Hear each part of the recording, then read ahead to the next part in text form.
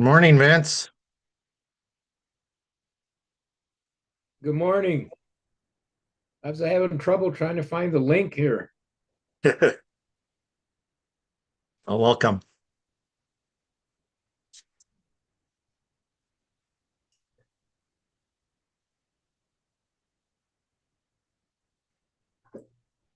All righty, we might give just another minute or so here to get started.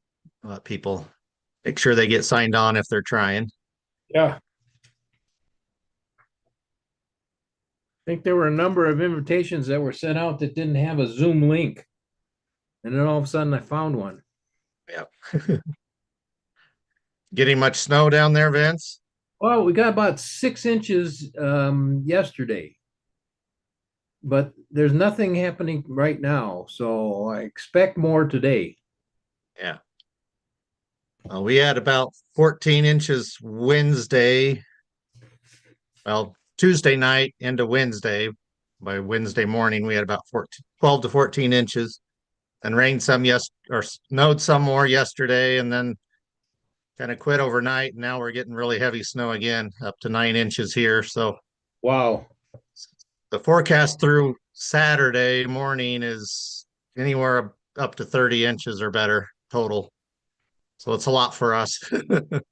It's tough on the highways because a lot of people are going east and west, and the plows stay busy.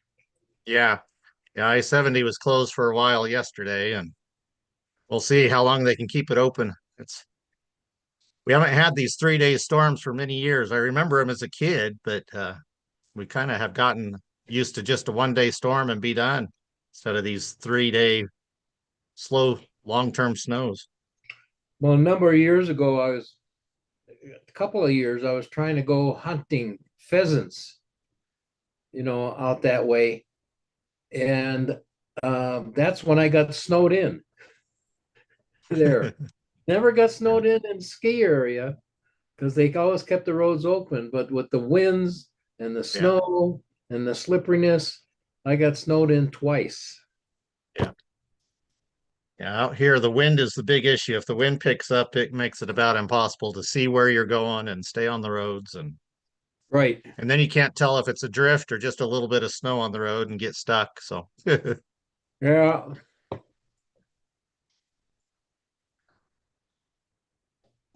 all righty. Well, welcome everyone. Um, we'll go ahead and have roll call. I'll let Darius run through the roll call list. Okay. Dick Elsner, Central Front Range. Dwayne McFall, Central Front Range. Cody Davis, Grand Valley. Dana Brosick, Grand Valley.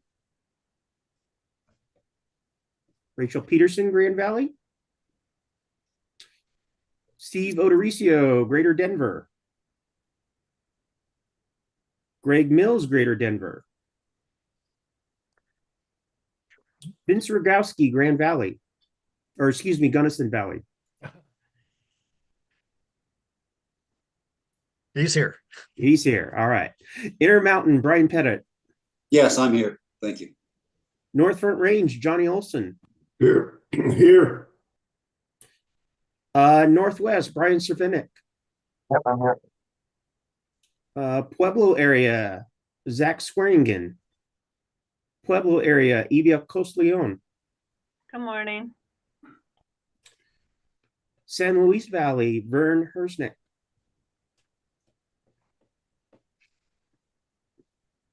San Luis Valley, Gene Glover. South Central, Brian Blasey. Present. Southeast, Ron Cook. Southeast, Stephanie Gonzalez. Southern Ute, Colton Black. Southwest, Heather Alvarez. Present. Upper Front Range, John Becker. Upper Front Range, Kevin Ross. Good morning, I'm here. Manuel Hart, Ute, Mountain Ute. Brendan Adams, Ute, Mountain Ute. Good morning, I'm here. Vice Chair Williams, Pikes Peak. I am here, as is John Leosatos. And Chair Beatty, Eastern. Yep, I'm here. And I think Got the cows fed. Dick Elsner is here from Central Front Range as well. Yes, I am. I want to declare a snow delay. Okay. We do have a quorum, Chair, 12 out of the 12 members. Okay, thank you. All right, public comment. I believe we have one if he's on. I did not see the name, but Matt Fromer. Are you on? There you are. Yes, good morning. Thanks for having me. You have 3 minutes. Okay. Once again, Rachel Peterson from Grand Valley up here, and also, I don't know if we were missed or we missed you. Thank you. We'll add you. Okay, go ahead, Matt. Okay. Good morning to the STAC, and thanks for the opportunity to speak on this frosty morning. My name is Matt Fromer. I'm the Transportation and Land Use Policy Manager with the Southwest Energy Efficiency Project, or SWEEP. We're part of a coalition working to improve access to efficient, affordable, and sustainable transportation options like transit, biking, and walking. For decades, we've relied almost entirely on supply-side strategies to address vehicle travel, investing the lion's share of our transportation funds in road expansions that generate more vehicle trips, reinforce car dependence, and lead to more pollution. Meanwhile, we've consistently underfunded transportation demand management strategies that save us money, increase efficiency, create safer and healthier neighborhoods, increase access to jobs and services for non-drivers, and reduce pollution. When it comes to climate, electric vehicles alone will only get us about halfway to our 2030 transportation greenhouse gas reduction target. To close the gap, we must supplement EV policies with efforts to reduce driving through more transportation-efficient communities and more diverse options. With the potential rollback of federal climate policies under a new administration, it's crucial for Colorado, a state facing wildfires, droughts, heat waves, and economic impacts, to continue to lead on climate. In addition to the climate benefits, diversifying mobility options significantly reduces transportation costs for Coloradans, which is the second highest expense after housing. In 2021, a CDOT analysis estimated that a 10% reduction in household driving would save Coloradans over $36 billion through lower vehicle operating costs, fewer accidents, and reduced medical expenses from cleaner air and more active lifestyles. In metro areas, over half of trips are under 3 miles, ideal for walking or biking. Yet surveys show that 60% of people don't bike but would if they felt safe and protected from traffic. Colorado has become a national leader in e-bike adoption, a potential game changer for transportation. Denver's nation-leading e-bike rebate program has been awarded to 1 in 40 residents and has now been expanded statewide into communities like Durango, Crested Butte, Boulder, Eagle, and Basalt. The growing popularity of e-bikes basically doubles the need for safe bicycle infrastructure, particularly as traffic fatalities for vulnerable road users reaches record highs. Colorado's transportation system is also receiving national attention for the success of its bus-staying service. Ridership has exceeded expectations, even surpassing pre-pandemic levels on key corridors like I-70 West. Ongoing investments in mobility hubs along I-25 with center lane boarding and express lane access are making bus travel more competitive with driving, but the service still isn't frequent enough to meet demand. We should build on these strengths by expanding bus-staying service and connecting it with local and regional multimodal networks. And lastly, according to a recent national report, Colorado is about 105,000 homes short of a stable market. As we seek to address the housing affordability crisis in our communities by increasing housing production, we must also consider the link between land use and transportation. We can either do this the efficient and sustainable way, building homes closer to transit, jobs, and services and infrastructure, or we can allow sprawl onto open spaces and natural lands, which will exacerbate our water shortages, strain our budgets, increase emissions, and limit access to daily needs. Integrating transportation and land use planning is critical, and we should consider adding land use criteria to the transportation planning process to reward projects in walkable, transit-efficient areas. Location-efficient housing is as much a transportation solution as roads, sidewalks, buses, and bike lanes. So in closing, I urge the STAC to prioritize transportation projects that expand access to clean, affordable options, protect the safety of all road users, reduce emissions, and emphasize fix-it-first projects to maintain existing infrastructure before expanding capacity. Thank you for your time and leadership. Thank you. Any other public comments? Seeing none. Ask for approval of the minutes that were sent out.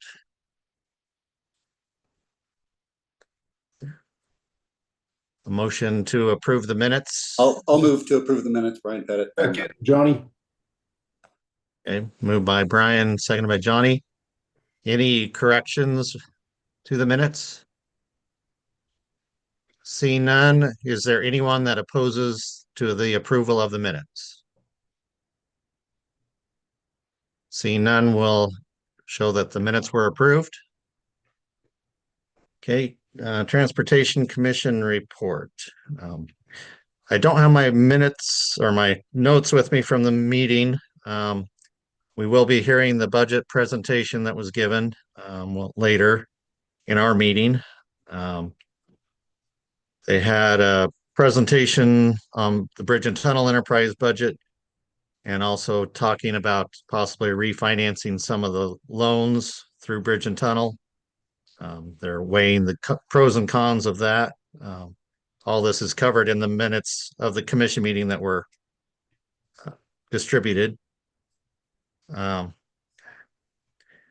my agenda here. They had an audit review committee and was primarily on the contract stuff with the multimodal option funds, was showing some of the problems that were there and how CDOT's going to be working to improve the process and get those funds allocated and distributed and all the contracts and everything, hopefully flowing a lot better through that as we had the growing pains with that big program coming in a little faster than everybody was ready for. We'll be hearing the legislative update. We had a presentation by Mobility Systems Committee, Mountain Rail update, and how they're looking at trying to possibly do some phases and the continuing study on stops and feasibility of locations and all those things. So long ways to go on that, but they are looking to try to get some of the areas such as the Winter Park area enhanced sooner than later, which I think we already had some information of increased trains possibly going for that this year.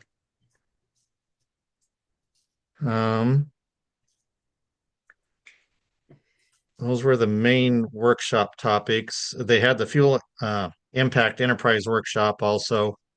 This is the new funding that's to go into areas that need to address the fuel station or the fuel terminals and the transport of fuel on the roads, trying to improve safety and mitigate greenhouse gas impacts of the fuel system. So I would refer you to the minutes. They're pretty comprehensive. If you have any questions, you can let me know and I can try to answer anything I had from that. So, any questions on commission meeting?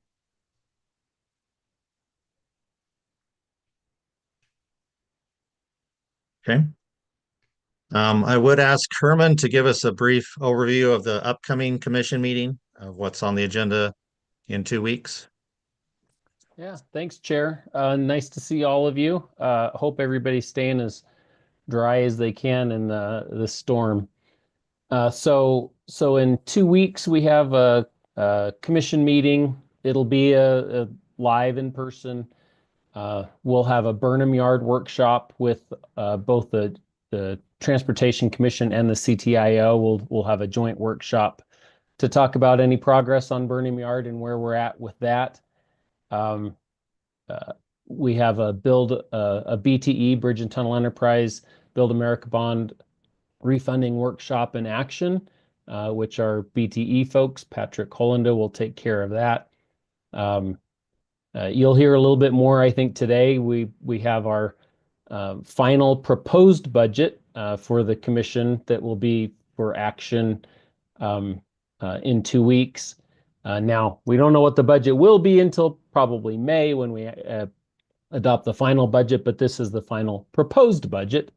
And then perhaps the highlight is the 1601 workshop on the Greeley merge project. So we've got 2 interchanges in Greeley that would be new onto US 50, and there's lots of multimodal components to that. So the commission's going to be hearing that as a workshop in November and then action in December. I think those are the highlights. I'm happy to answer any questions on those, but that's what we have in 2 weeks. Yes, Herman, Yes. I did think November was going to be the time when the commission was going to talk about the possible change in TPR boundaries for Southeast, South Central, and Intermountain. Yes. So we had a bit of a conversation on that in October, and basically what I told them, and thanks, I should have brought that up, Brian. This is a group that certainly would be interested in that. I said that the conversation has looks like that the someone in the legislature will likely introduce legislation to add a 16th TPR. And I think without that happening, there isn't the votes at the commission to create that additional TPR. So the report that I asked the commission and they said, okay, if this report would suffice for the November update, is there isn't any action that we would ask the commission to take unless or until the legislature does something during the legislative session.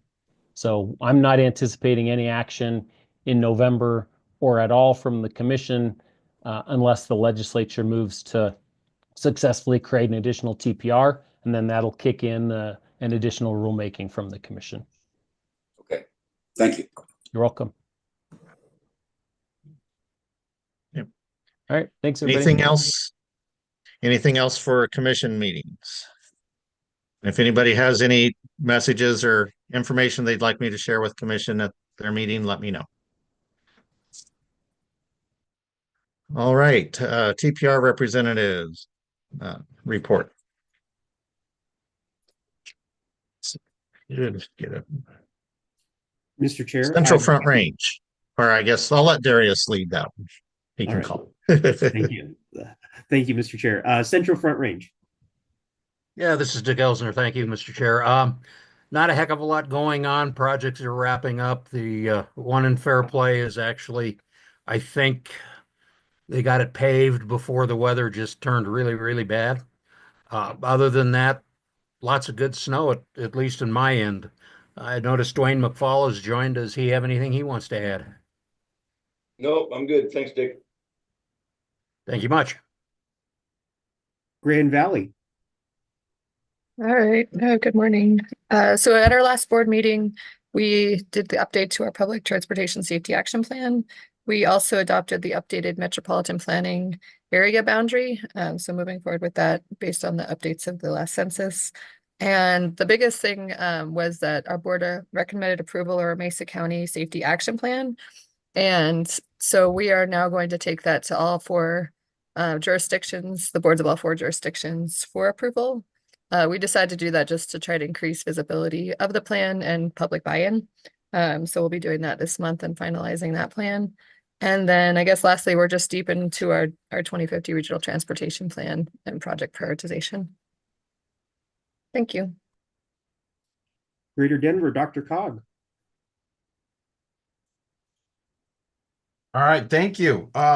So we met on our October 16th meeting, and some of the highlights of that meeting were that we appointed folks to our oversight committee and set up our technical committee to help with our decarbonization program. We adopted and approved our regional housing needs assessment program. The third thing we did was get an update on our BRT projects that are going on. We have over 11 of them, BRT corridors. We're hoping to get some advancement on those. So we're looking forward to seeing those do well. And then also we got an update on our public engagement plan. And that's all for Dr. Cog. Gunnison Valley. Hi there. Well, 2 big major projects I have reports on, Little Blue Creek Canyon, which was a short couple of year project, ended up being a 4-year project, is now complete. So there's no traffic problems with that particular area. However, the bridges are still going on with construction. And the thing of it is they've got some major things happening. They've opened the bridges 24/7 now to all legal vehicles. No overweight right now, but to legal vehicles. That means trucks and semis. They've also included bicycles able to go over the bridges on Blue Mesa Reservoir. And they hope to be done early November. And then next spring, they'll come back and do all the painting that's necessary. So that was a big tragedy to the counties, to the Montrose County and Gunnison County in terms of connecting the city of Gunnison and the city of Montrose. But we've overcome it. And with the help of CDOT, the county was able to provide methods of transportation for both of the communities to one to the other. Okay, we sent out a call for projects on our MMOF funding. And so there's a deadline coming up in December, I think. I can't remember the date exactly. But the 5-year projects are 5 years of funding we're working on and trying to fund projects that come in. And so we're waiting for those to come out. New rules on how the applications are processed are taking place. And so we'll see how that goes. Our planning process is getting slowly going. We had number 1 meeting done. And now we're going to the number 2 planning meeting, and that's next week on Thursday, the 14th of November.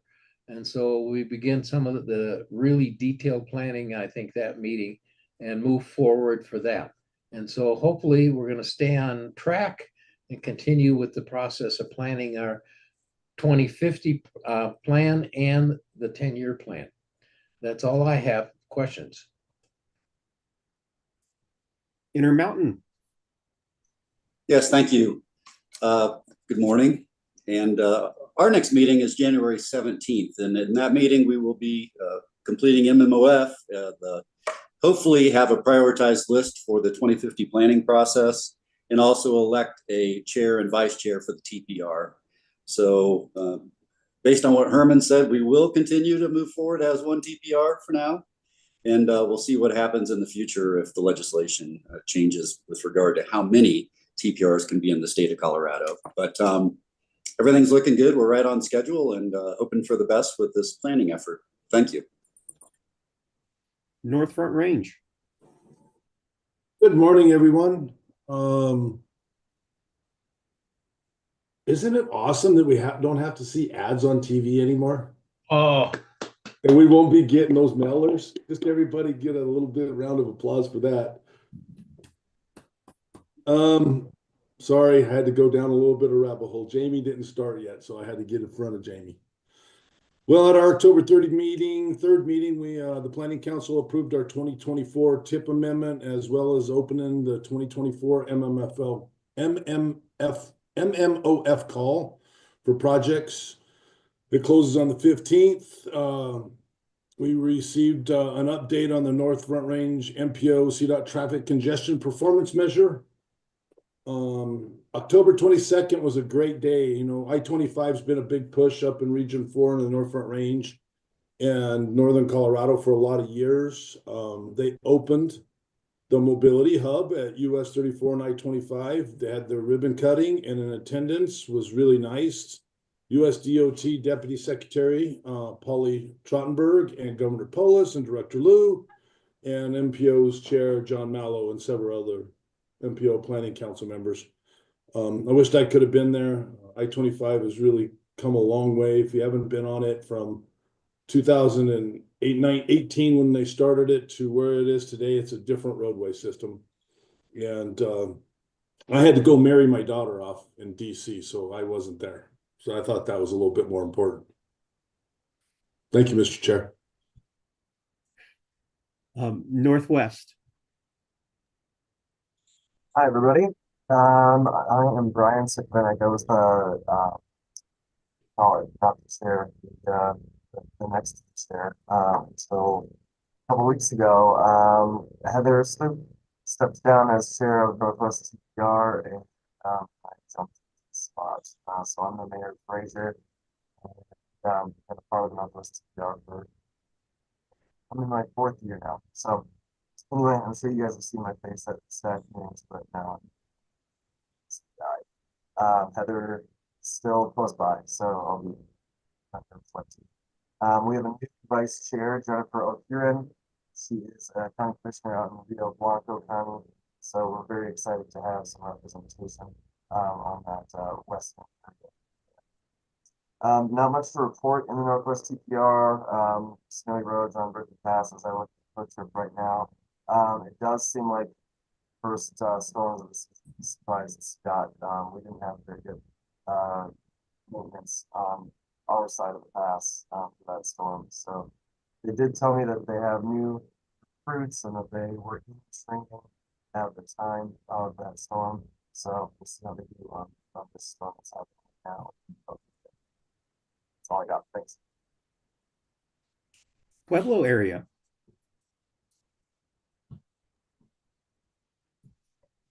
So we had our board meeting October 24th, and there were several resolutions that were passed. Our rural planning grant. We also approved the PM2 and PM3 safety targets. CDOT was awarded a bridge investment project for 2 bridge studies along Highway 96. And we also did a resolution to amend our bylaws to include tech bylaws that we've been working on for the last almost year and a half. So that was really great. And the big news in Pueblo is the city received $14 million from the FHWA Bridge Investment Program for the Union Avenue Bridge. If you're not familiar with Union Avenue Bridge, it's one of our it's an iconic bridge. It's a very economically driven bridge. It's right there in our downtown. We have the Colorado State Fair that goes over the Union Bridge, so we're really excited. It's almost a century old, so it definitely needs to be removed and replaced, and we're really excited to have secured that funding. That's it for us. Thanks.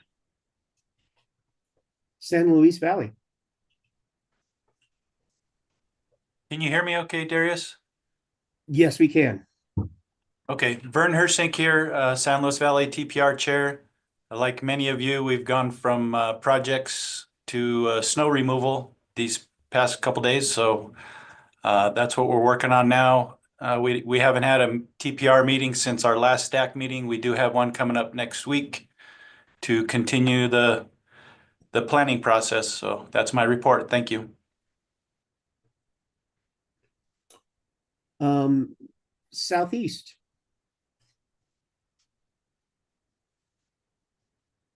Southern Ute. Southwest. Hi, we are also still in the middle of long-range planning and our MMOF process, so nothing's changed since last month. I think I skipped over South Central. My apologies. So South Central. Good morning. We had our TPR meeting October 24th in Trinidad. CDOT staff was there presenting on the 2050 planning session. Our biggest project in our region is the bridge on I-25 southbound in Walsenburg. Over Highway 10 is anticipated to be complete early this month. And then also CCI has taken the position to accept the bill, adding an additional TPR as a priority bill. That's all I have to report. Thank you. Upper Front Range. Thank you. We didn't have a meeting in October. We did have a couple questions, actually, maybe for CDOT that they could address now, or maybe on. Wondering when FHWA might be releasing the notice of the mega and infra awards. And then secondly, if there was any indication on a timeline for replacement of Jim Kelly, our transportation commissioner, if we have any update there. Some more questions on our side versus anything. We do continue to move forward on our interchange at Lock, Bowie, and Hudson. And that's all I have at the moment. Thank you, Mr. Ross. I don't know the answers to those. We may have that as part of the legislative update for a question on the grant piece. We may be able to get back on the timeline for the commissioner change at the legislative update as well, or if Herman has any. And I need to correct that. My question on the funding stuff was more on the rural surface transportation side. So I know you've already released the Megan infra. So my apologies there. Okay. Thanks, Absolutely. Darius. Mountain Ute. Good morning. Brendan Adams, I'm the transportation planner. We just have one item that we need to discuss. The tribe has received a federal highways grant, a small amount. We're working with a consulting firm on a tribal transportation safety plan. And when that's completed, we'll be asking CDOT for assistance on funding for the design and construction for our main intersection here on Mike Wash Road and Highway 491. And we'll go forward with that, hopefully. And we'll be working on this year, and hopefully by the end of this coming year, we'll be able to start on the construction phase of it. So that's all we have. Pikes Peak. Yes, good morning. So we are wrapping up our active transportation plan. It's going to come to our board of directors next week for adoption. We're continuing to work on the 2050 long range transportation plan. And in the perfect storm, we got through the election, have 100,000 ballots still to count. And then we've had 7 inches of snow yesterday and 7 inches today. And as a county commissioner's nightmare, we couldn't do a delayed opening this morning, and everybody's driving to work, and it just got worse. We called it at 4:30, and at 7 a.m. it just got worse. So we're having fun. Lots of snow, lots of projects still going. We're hoping that I personally hope the Fillmore project between Fillmore and Garden of the Gods speeds up a little bit, but not on a snow day. So it's a tough one there right now. That's it. And Eastern. Yeah, like to report that we do have a new transportation commissioner for our region, Todd Masters from Elizabeth, Kiowa area.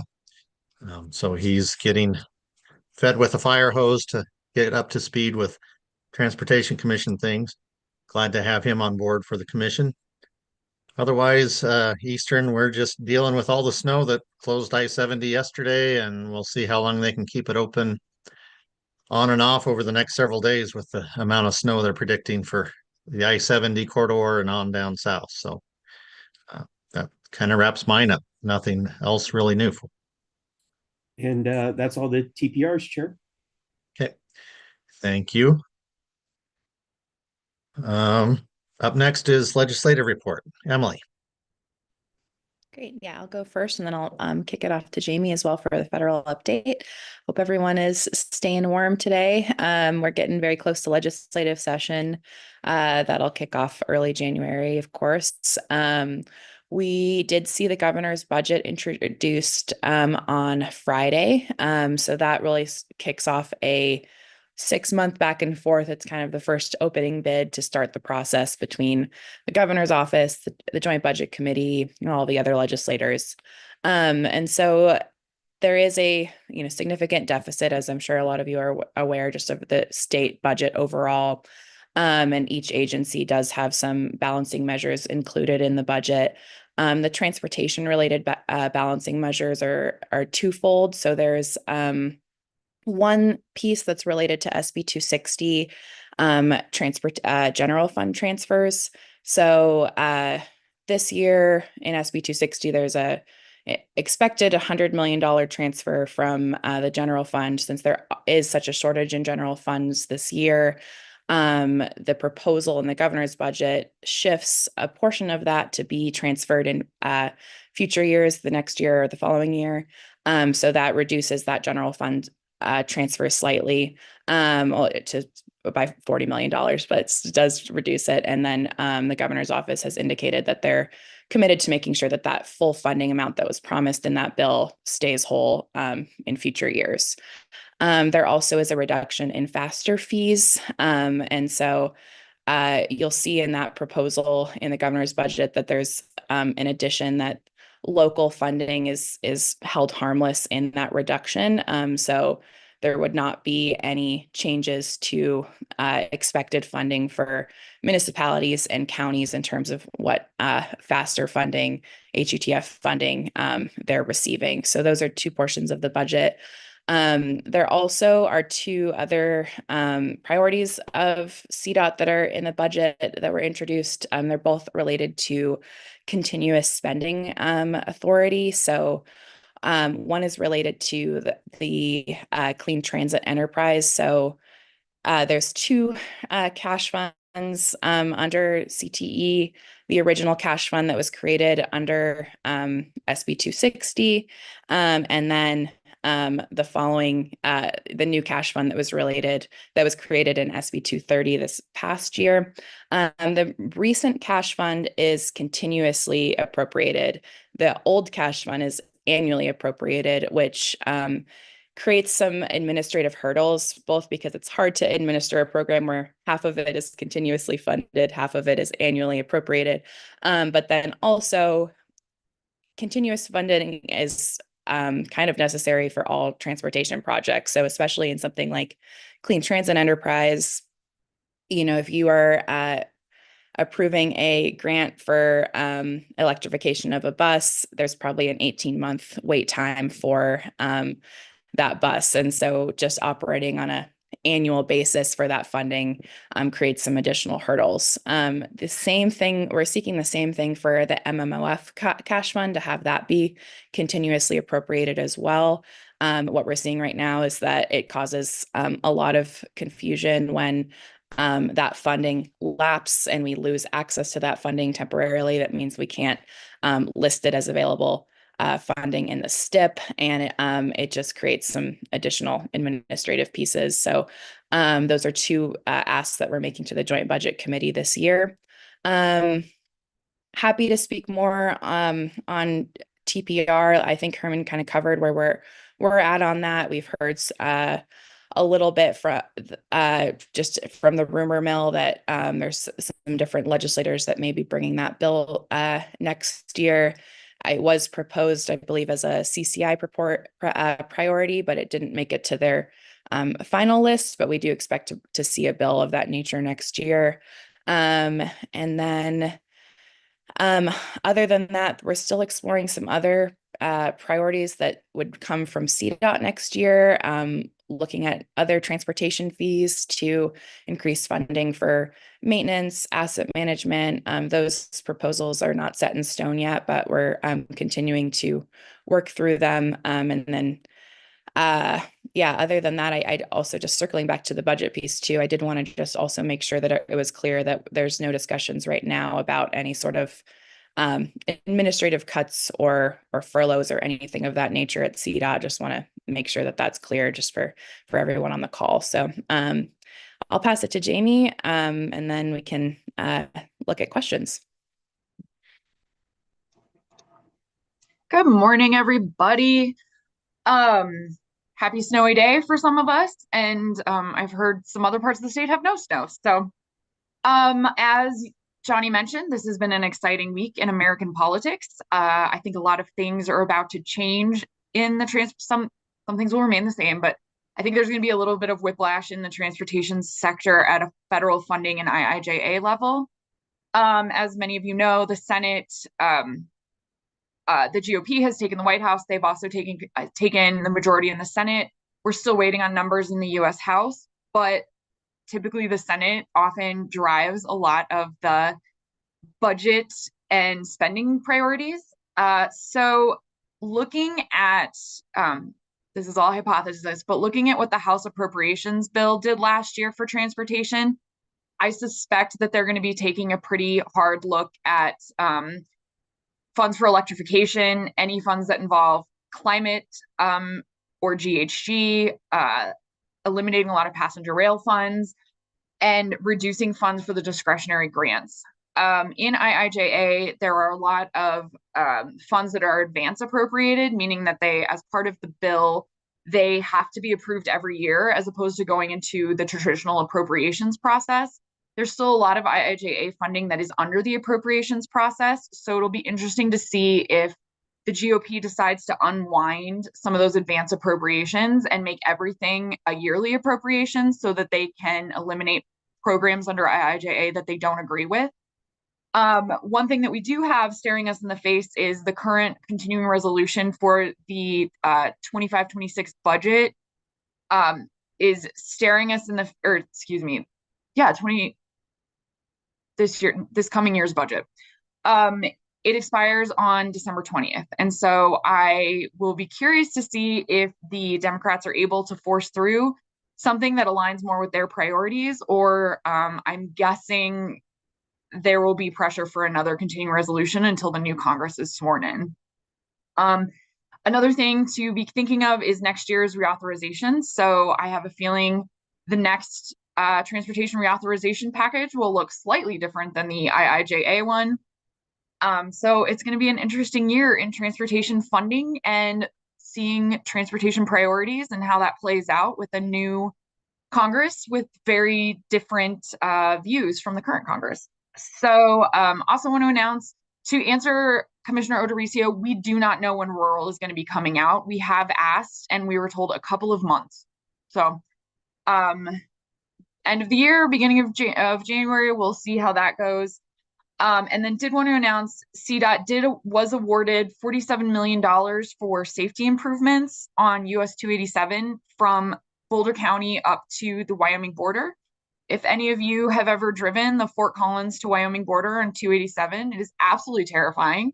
I grew up there and I was not allowed to drive on that after I got my driver's license because it was so scary. And then we also got $66 million for a Christie grant to improve the rail infrastructure between Union Station and Longmont along those train tracks. So hopefully that will be another step in getting passenger rail going. And everyone, it is National Hug a Bear Day, which is hilarious. But the little blurb makes it very clear that they do not want you to hug actual bears. They would like you to hug teddy bears, and it is actually a celebration of hugging. So go out and hug someone today, everybody. All right, hit us with questions. Any questions on legislative? Steve. I think that was Kevin Ross's question about the timing. He's much skinnier and better looking than me. So just for the record. I'm so sorry, commissioners. You're right. I'm sorry. Okay. Darius, you have your hand up? Yes, I was just wondering if anybody could answer Commissioner Ross's second question about the commission spot up in northern Colorado. I haven't been in those conversations myself. It's all coming from the governor's office ultimately as their decision. I don't know, Herman, if you've heard anything from the gov's office. Yeah, I'm trying to check to see if anything has happened. I've been out for a couple of weeks and just got back earlier this week. So if I get a status report before the end of the STAC meeting, I'll let you all know. Otherwise, I would say there hasn't been any progress yet.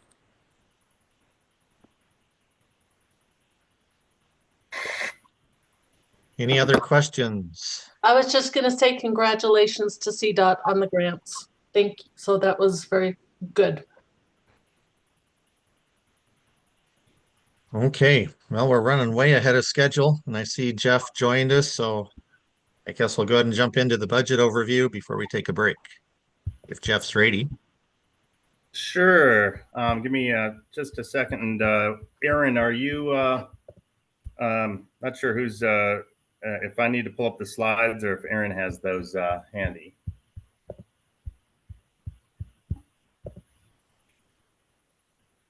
All right. So while Aaron mentions that, and I'll get started here. So I'm going to update you today on our fiscal year 26 budget, which is the budget that will take effect on July 1. So we kicked off the fiscal year 26 budget development cycle with the commission in September.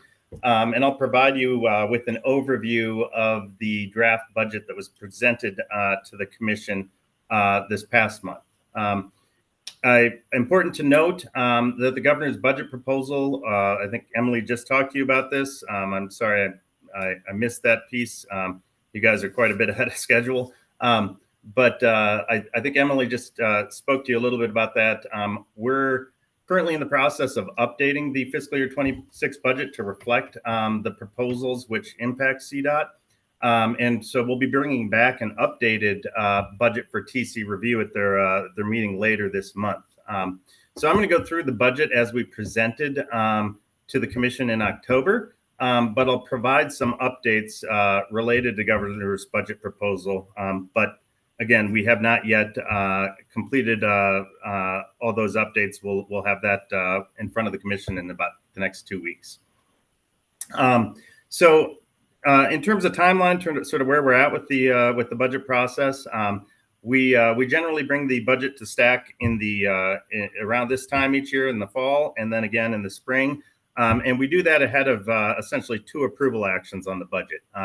The TC approves the budget in November in draft form. We have to approve it initially in draft form so that we can submit it in advance of a statutory deadline in December. But then a lot of the work actually of finalizing the budget doesn't happen until after that. It happens in January, February, March time frame. And then we actually do the final adoption of the budget in March. So we'll kind of review where we're at now, and then we'll be back again in front of you before the budget gets finalized in March. I anticipate a number of changes coming later in the budget cycle, including additional changes related to the governor's budget proposal. So if you don't mind advancing a slide, Aaron.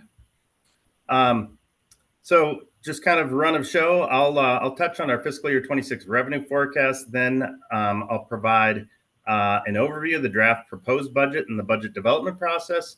And then we'll conclude by reviewing additional adjustments to come and overall timeline and next steps. Let's go on to the next slide here. The fiscal year 26 budget is based on our most current forecast of revenues.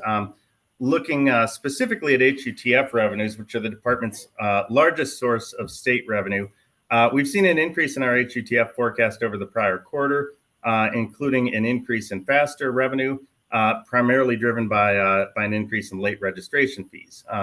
This chart shows the breakdown of statewide HUTF collections by source, with the most significant sources being motor fuel taxes, vehicle registration fees, faster fees, and the road usage fee put in place under Senate Bill 260. Let's go to the next slide. The HUTF is independently forecasted by the Office of State Planning and Budget and the Ledge Council, in addition to our forecast. So you can see those statewide forecasts from CDOT, OSPB, and Ledge Council, and they're all pretty similar. We definitely sort of reference each other to kind of see if we have any significant differences, but we're currently pretty close in terms of our projections. Let's go to the next slide. Across CDOT and the 5 CDOT affiliated enterprises, our most recent forecast, and again, this is prior to accounting for what's in the governor's budget proposals, but our most recent forecast prior to those changes anticipates about $2.2 billion in total revenues in fiscal year 26. You can see on the right about 36% of that comes from federal sources, primarily FHWA and FTA. Those sources supported by the federal gas tax, as well as federal general fund. About 31% comes from the state HUTF, supported by fuel taxes and fees, vehicle registrations, faster fees, and the retail delivery fee. About 9% flows through the bridge and tunnel enterprise via the faster bridge safety surcharge, bridge and tunnel impact fee, and retail delivery fee.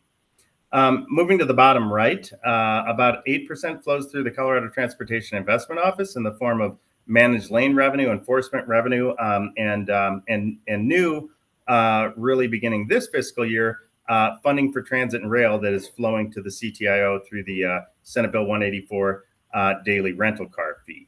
About 5% comes to us in the form of general fund transfers put in place under Senate Bill 260, and about 11% comes to us in a variety of other state funding sources, including the fee revenues flowing to the other CDOT affiliated enterprises, the Clean Transit Enterprise, the Non-Attainment Enterprise, the Fuels Impact Enterprise. Another significant source in those other state funds would be the aeronautics fuel tax revenue flowing to the Division of Aeronautics.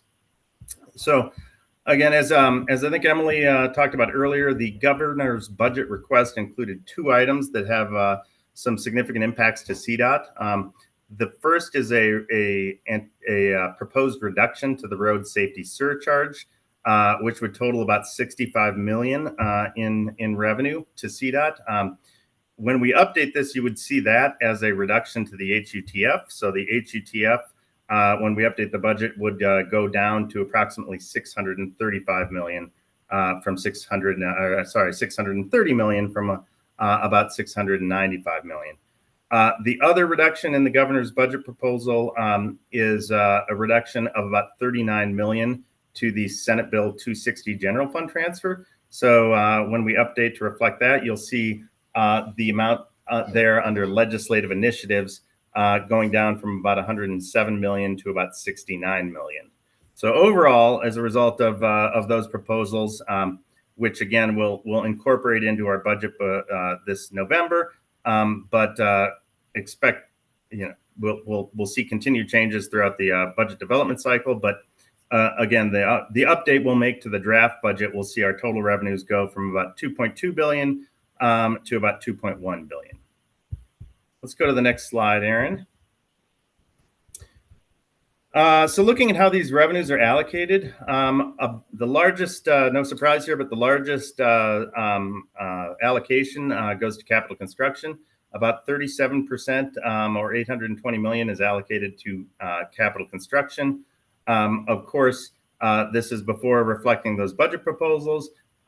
This pie chart will change as we reflect those budget proposals. I think most significantly, you will see the majority of the impacts from the 2 proposals in that capital construction portion. That's where you will see the reduction primarily when we update the budget, is that capital construction portion going down to reflect that reduced road safety surcharge and to reflect the delay, the pushing out of a portion of our general fund transfer.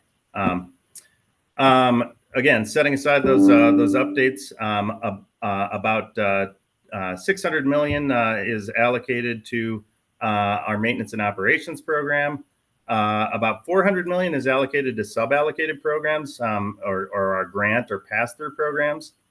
About 3% or a little under $70 million is allocated to multimodal services and electrification. So that includes Bustang, and that includes our EV electrification programs. About 7% is allocated to admin and operations. Basically, that's a lot of salary and benefits. That's general sort of overall department operations. And then finally, everything else. Everything else is about 8% of our revenue in fiscal year 26, primarily made up there of debt service, contingency funding, and a few other small programs. Let's go on to the next slide, please, Aaron. So when we talk about the CDOT budget, we tend to focus on the revenue allocation plan, which is basically the new revenue forecasted for that year and how we plan to allocate that revenue to programs. But the revenue allocation plan, or that one sheet budget as we sometimes call it, is really just one element of the CDOT budget. Our budget allocation plan, which you can access on our website, includes it's about over 100-page document, includes detailed descriptions of each revenue source and funding program, and a number of detailed appendices, including the revenue allocation plan and a spending plan. We don't talk about the spending plan as often, but the spending plan outlines planned expenditures in the upcoming fiscal year that are funded both through those forecasted revenues in the revenue allocation plan, but also through our existing cash or fund balances. Next slide, please. So the current revenue allocation plan is balanced to our latest revenue forecast from this past September. Although again, as noted, we'll be updating that to reflect the governor's budget forecast, and then subsequently we'll be updating to align with whatever actually happens through the legislative process, through the legislative session. Prior to those updates, the revenue allocation plan totals about 1.75 billion for CDOT and about 470 million for the 5 CDOT affiliated enterprises. Next slide, please. So on the next slide, few slides, I'm going to highlight a few key fiscal year 26 budget topics, beginning with our assumptions for federal funding. I'm not going to go into great detail on this slide, but I do want to briefly highlight that one key change this budget cycle is that we are reducing our assumption for federal FHWA funding. Over the last several years, we've seen some pretty significant deviations from historic norms in terms of the proportion of authorized funding that Congress appropriates annually. So historically, Congress would essentially ultimately on an annual basis appropriate about 93% of the funds that were authorized in the transportation authorization bill. The last few years, we've seen, for a variety of reasons, we've seen that the annual appropriations ultimately only hit about 86 to 90% of those authorized amounts. And that's what that's caused is it's caused a pretty big swings during the fiscal year where we then have to go through a large negative revenue reconciliation where we then have to go make downward adjustments when Congress actually ends up appropriating less. So beginning in this fiscal year 26 budget, we're adjusting down our assumption for what that federal amount of federal appropriation is.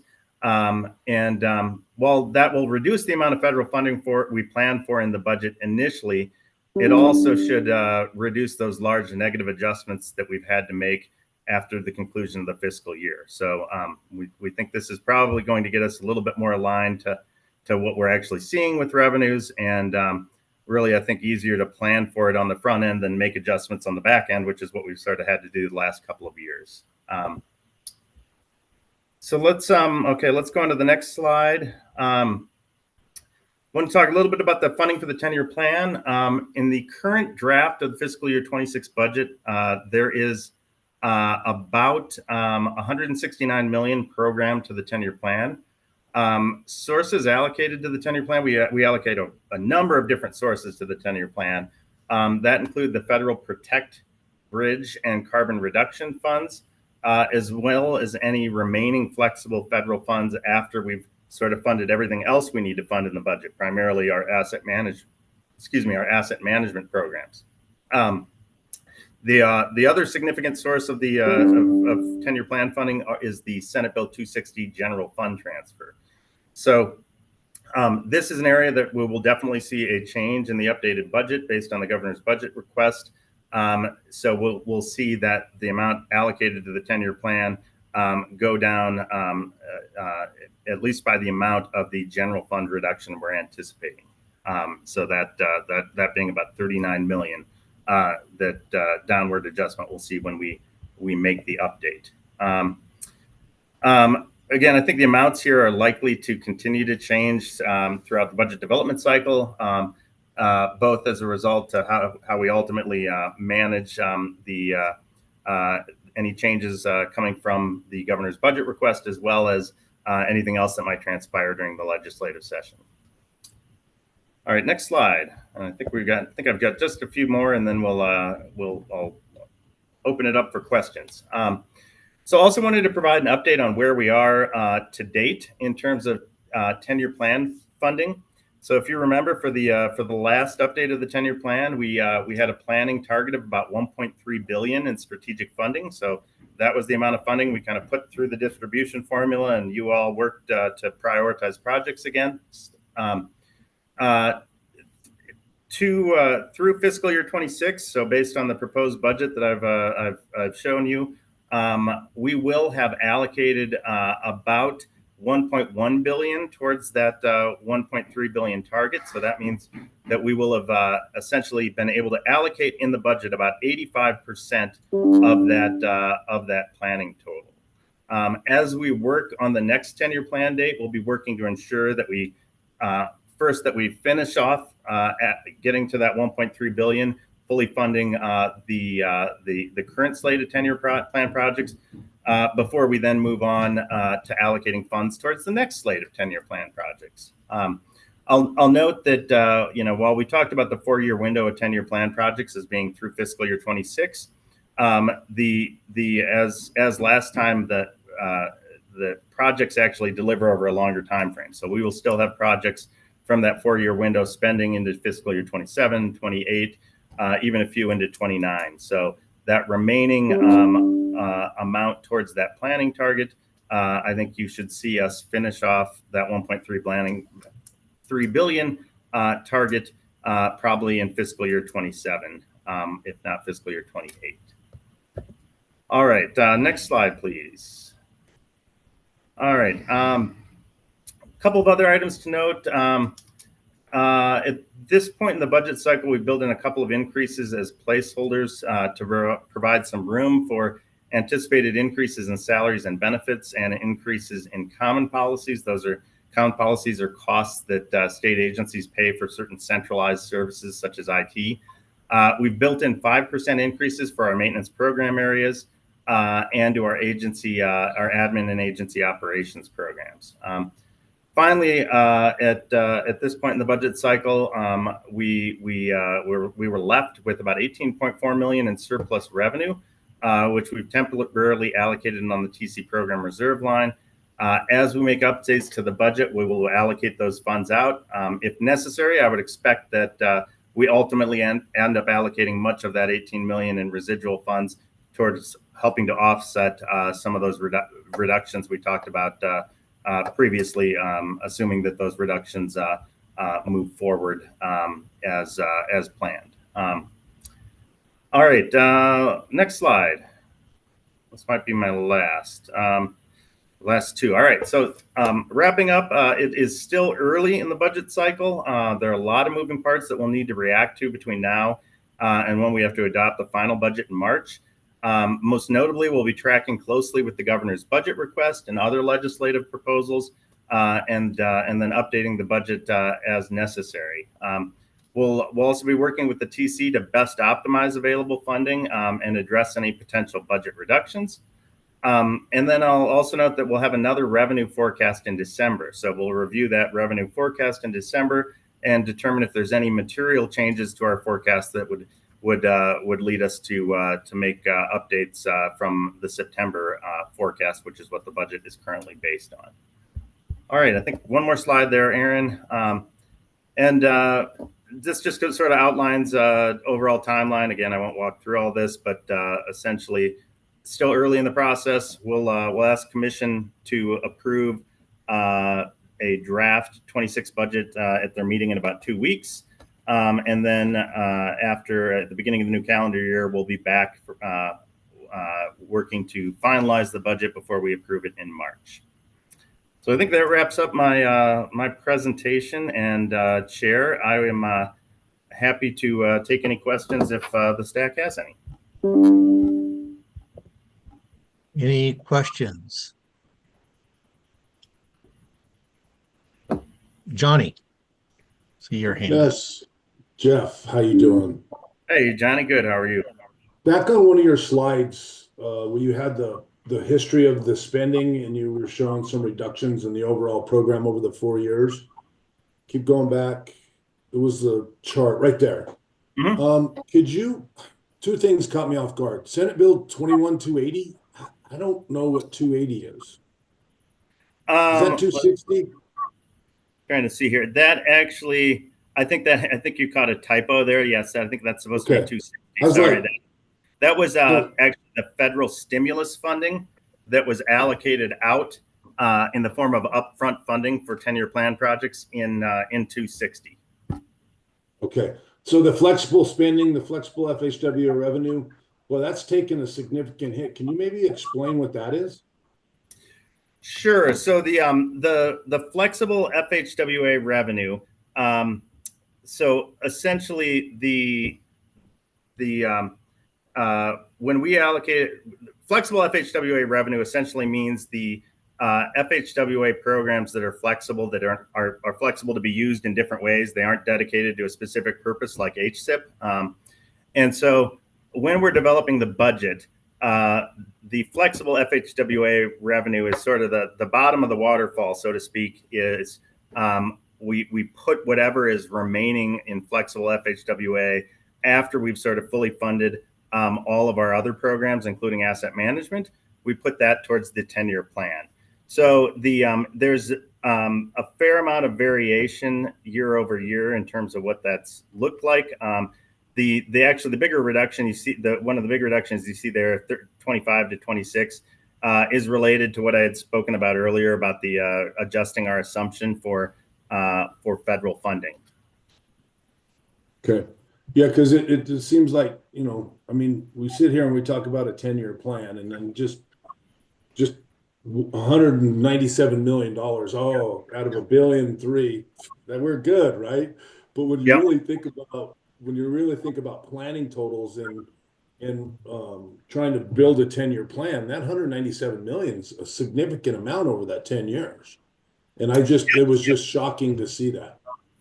Yeah, and I think just to kind of clarify, just like the last 10-year plan, we fund, we set a planning total, we plan for our projects, and then we allocate dollars as they become available, and we do that over a longer period of time. So again, the projects that are in that current 4-year window are going to be spending over the next several years ahead.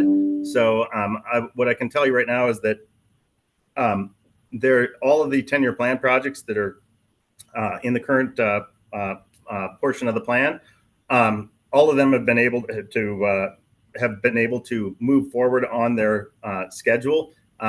We've been able to make funds available as those funds are needed.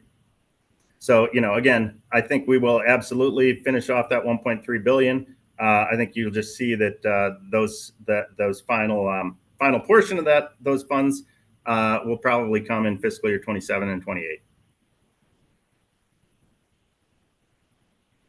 Okay, Brian. Thanks, Jeff. You mentioned that the overall budget's around 2.216 billion, but it'll likely go down to 2.1 billion. You referenced about 65 million governor budget requests. Do those governor budget requests have to stay within the funds that they're taken from? Like, does he have to do transportation projects with that money, or? Oh, I see what you're saying. So the $65 million reduction would not be funds being reallocated to something else.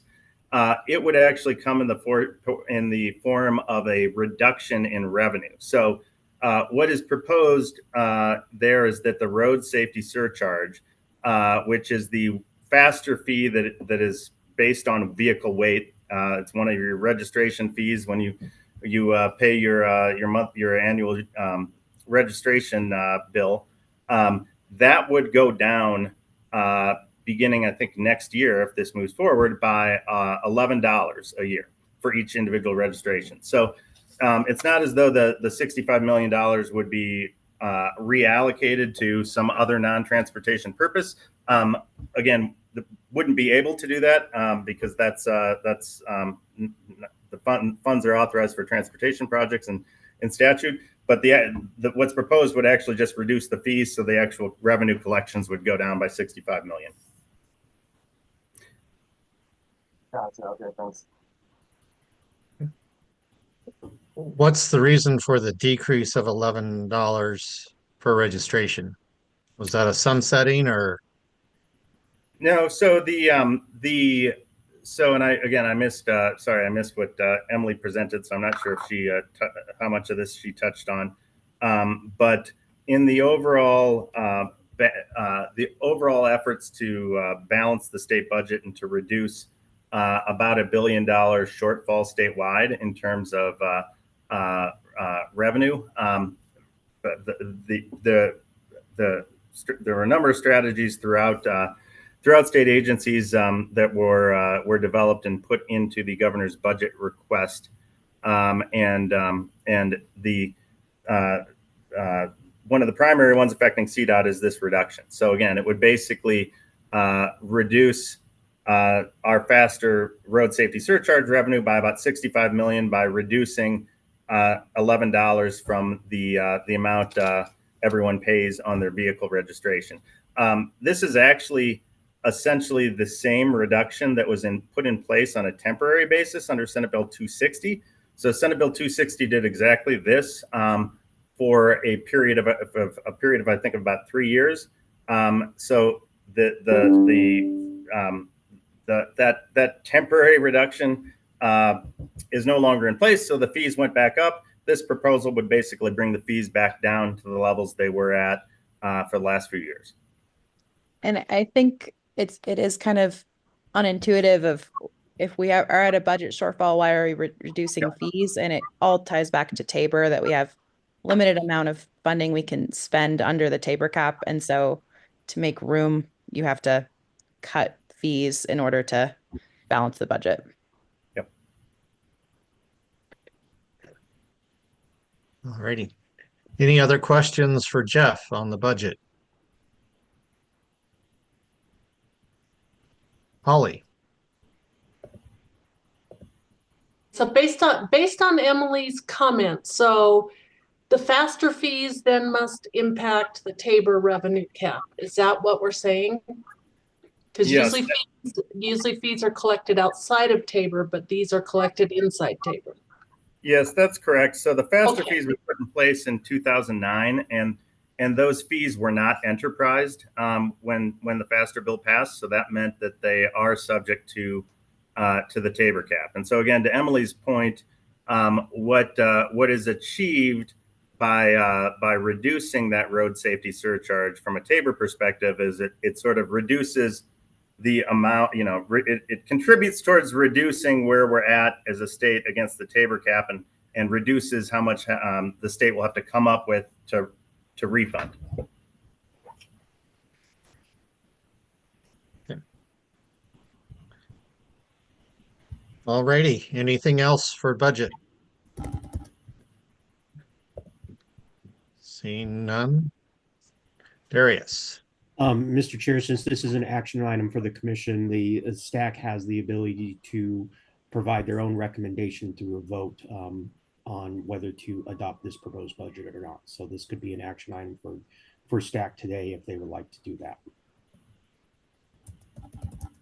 What's the group's pleasure? Do we want to make a recommendation from STAC or just let them move forward? I don't know as if we have much choice, really. I mean, it's really bad news, Jeff. A lot of it's just not that exciting. I'm very frequently told that I'm a downer, and unfortunately that might be the case here today. I did appreciate you said you had reduced the highway user tax fund revenue estimates. I think that's a good idea. I don't see much changing, in all honesty. I know in the news articles we've read from the budget about the budget and stuff, we are right up against our Tabor cap. So I don't see much flexibility because there's so many priorities. So I guess I would probably recommend that we move to forward this, to approve this to the Transportation Commission. So I would make that motion. We'll see if I get a second. Vince, is that a second? Yes, that is. Okay. So it's been moved and seconded that we support the current proposed budget as it moves through. Any other discussion? Is there anyone against approving recommendation of the budget? Seeing and hearing none, we'll forward recommendation for the budget. Thank you. Thank you.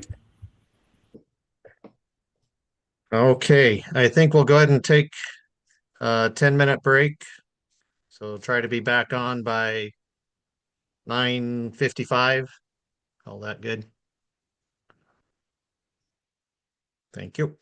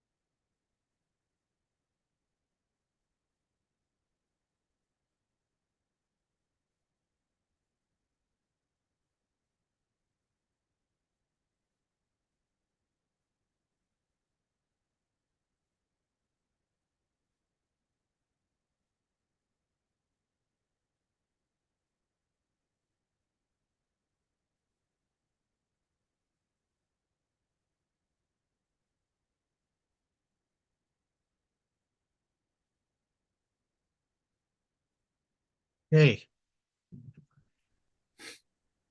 We'll go ahead and get started again. Start on the 2025 STAC work plan draft. We'll have Darius walk us through it and then take input on what everybody thinks and other things we may want to add to it. Thank you, Mr. Chair. And I also have Marissa Gahan, the multimodal planning branch manager, with me as well in order to help with the conversation. And we have done this the past couple of years to kind of set a cadence and a plan for what's going to be presented to STAC over the next year. A year is a long time, so we do know that there could be changes as things come up, but we know things come up on a regular basis, such as the budget and some other items that come up on a regular basis, and taking some input like we had last month. So let's go to the next slide. So I think I kind of went over that, but the work plan statement is to identify areas where that would be valuable to STAC and fulfill the statutory requirement as the advisory role to the commission, and bring other potential viewpoints to that as well. So I believe, Marissa, this was developed with the work plan a couple of years ago. So we're going to go through a couple of the next slides that will identify some of the items that we have heard and some of the items that regularly come up. Next slide, please.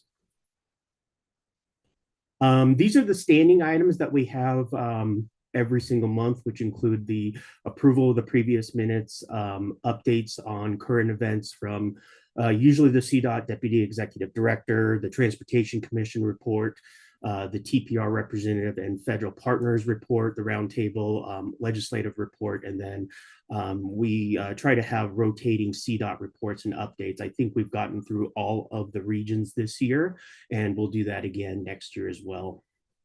Next slide, please. So here are some potential information and action item topics that we have heard that may be of interest to members of STAC, which include training and onboarding for new STAC members, especially after the elections or once new members take positions in January, if there's any. And of course, ongoing conversations with the statewide plan with its anticipated adoption in August of 2025. And the public comment process that comes from that. Same with the 10-year plan with its anticipated adoption by the Transportation Commission in December of 2025 and the public comment on that. We have also heard updates on what's going on with the various enterprises within the state, update on winter maintenance, the FY26 budget, and of course, the statewide transportation improvement plan update and adoption, updates on rural transportation grant assistance budget, rest areas program, and aeronautics update. Is there another slide, Marissa? I think this is it. Okay, so that's what, let's go back one slide so that can help with the conversation. So these are the things that we have heard over the past few months, and wanted to open it up to members of STAC if there is any other potential topics that would be of interest of STAC, or if there's any topics that we should take off the list as we put together this work plan and present it to you next month.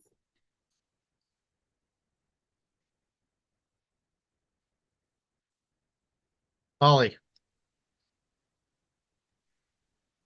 So now I know we have on our agenda, we're going to discuss the North Front Range's letter for the Policy Directive 14 later. I was just really thinking about this because the intent of the work plan is to identify areas where we can add value to the Transportation Commission.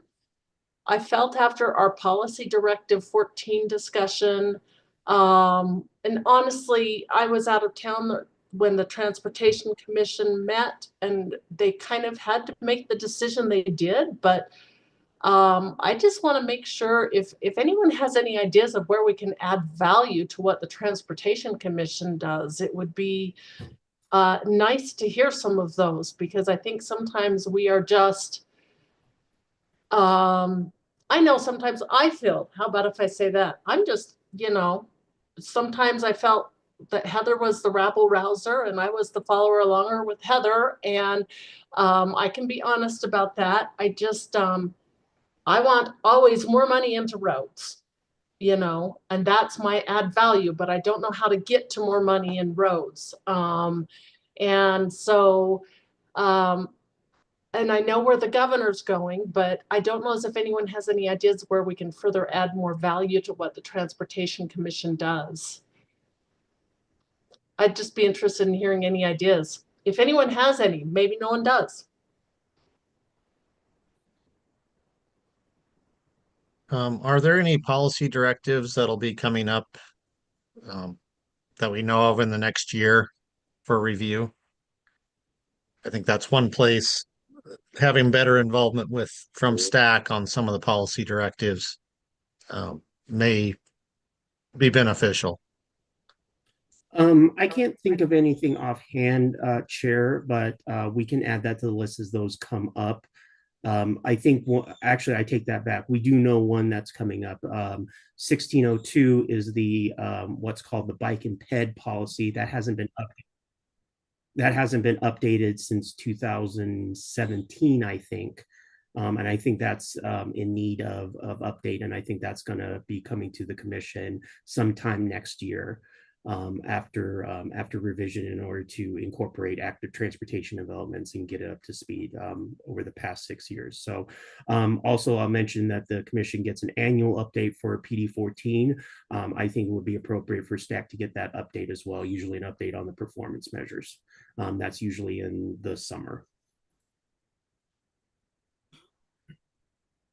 Okay. Johnny, I think, was first. So Holly, thank you for being the rebel rouser, because I am not. I'm just a nice guy on this block. So you and Heather were really good at that. One of the things that I think, and I think in general it happens, Darius, but our agenda mirroring sort of what the commission's mirroring. Sometimes I feel like we're out on over here and they're going over here, and we're either behind or trying to catch up to the commission and sort of getting that upfront discussion so we can help give recommendations, we can help articulate our position. The 10-year plan is going to be real critical this year. I think we all know that. So keeping on top of the 10-year plan, I know just setting a budget and then us all going off on our little way and doing our TPR planning process and getting everything done. So I think that's going to be critical of how that money is and where the money's spent over the budget cycle over the next 10 years is going to be critical. And Commissioner Beatty's correct. Policies and rulemaking are what sort of define where we're going in the transportation industry. And I think I want to agree with him. And that was a great suggestion that any policies or any rulemaking or anything that's going to come out of a bill that's going to have to go through something. And I don't know if transportation is going to be in the legislative cycle this year, but having a strong understanding of what that is. And so thank you, council member. I think the cadence for the TC should be, unless there's an urgent decision necessary, should be a workshop 1 month and then a decision item the following month. And hopefully we can able to mirror that so that way a recommendation can be done when this meeting happens in between those cycles. And just like with the budget presentation earlier, we will be able to incorporate those as they come up on there. But we're happy to take a look at those as those are being developed, because sometimes some items come up. We have this meeting while TC materials are being developed, so we'll try to incorporate that as well. And we'll keep an eye out for potential policies that go to the Transportation Commission for review. Like I said, I think the 1602, the policy on bike and ped considerations and transportation projects, I think that's the one that I know about right now because it's in my division, but we'll be happy to take a look at for those and have presentations on those as those come up. And we'll add that into the work program to have those presentations included as they bring up. So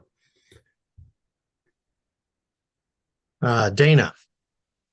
Yeah, I think just a couple of things. I think we should add the greenhouse gas rule to this, and I think by next year most people will have done their first long range plan with the greenhouse gas rule. So I think it would be good to have the discussion like what's working well in the rule, what's not working well. There needs to be changes to the rule. And then alongside with that, I think the TDM requirements in the 1601, PD 1601, the interchange policy, I think that should be revised. I mean, it kind of is like separate, but in addition to the greenhouse gas rule, and it's a little bit convoluted. I don't think the same amount of effort was put into it. And so it's not as clear or as easy to work through. And so that I think those two things should be added. And it makes me think like maybe there should be more time spent just like bringing people up to speed on policy directives. I feel like you don't even know what they are until you're in it. And then you're trying to figure out what's going on. So I think even just like a short briefing on a policy directive each time might be helpful just to inform STAC more of like, what are the policy directives that are actually governing CDOT at like the headquarter level and at the region level. So I would say we're probably in January, and this is a preview of our next agenda setting meeting, Mr. Chair and Mrs. Vice Chair, is the greenhouse gas planning standard, because that's important when developing the 10-year plan and the MPO's plan. I think staff was considering bringing that up at a January workshop, at least an overview, knowing that the MPOs have a role, the TPRs have a role with CDOT developing that for the 10-year plan, and that affects what projects go into that. So I think that's a good suggestion, and happy to bring forward any policy directives that come up as part of that that may be up for revision. Would it be helpful to have there's a lot of them. Some of them get down into the weeds, some of them are overarching, so it take up a lot of time, but maybe it would be helpful, and I can confer with Deputy Executive Director Stockinger on maybe an overview of the process, if that would help members of STAC. We can add that to a potential agenda item. I'd be happy to do that, Darius. There we go. Thank you. Just since we had 1602 brought up that it may be reviewed or is being reviewed, could you forward that out to all the STAC members so that we just can see the existing policy and have time to review it and get through it? Absolutely. Thank you. Brian. Yes, thank you. And I do have some things to say, and I also appreciate Holly bringing up the value added question. It's something that I talked to Gary about recently. While I'm new in this role with STAC, I was involved with STAC in the late 90s and early 2000s. And I remember I'm much more involved in integrated STAC at that time, where I felt like we were really part of the process. And I remember Russ George, executive director for CDOT, coming to STAC meetings and having interactions with him. And it felt, I just felt more of the process. And now, over the last year, it either seems like STAC is rubber stamping things like the budget just now, which is fine, or we're complaining about decisions that were made.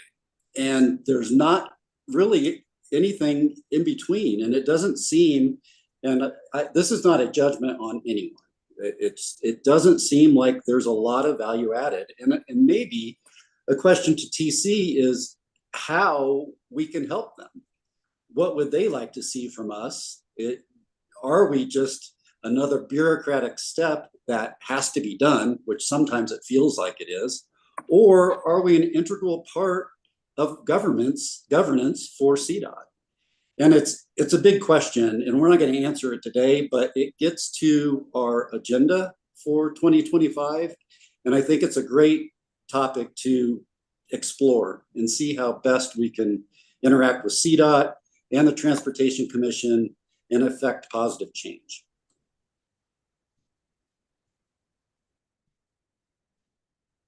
Thank you, Commissioner Pettit. I like you said, I don't know if the total answer on that, but that may be an ongoing discussion.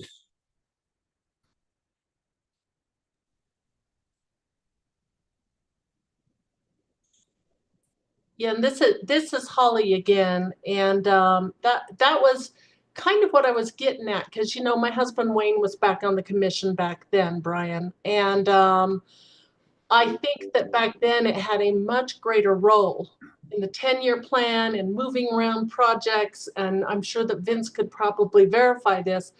And then at some point there was a legislative change to where we really became advisory, and the transportation commissioners really took over a lot of stuff. And I don't know as if we want to, you know, how to get back into that step where we are sufficiently advocating for projects and saying, you know, because the people who know the region are the people that are in this meeting.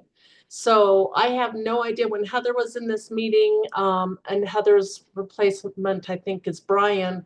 I have no idea what's going on in Steamboat Springs. Never. If I go there maybe once every 5 years, I would know.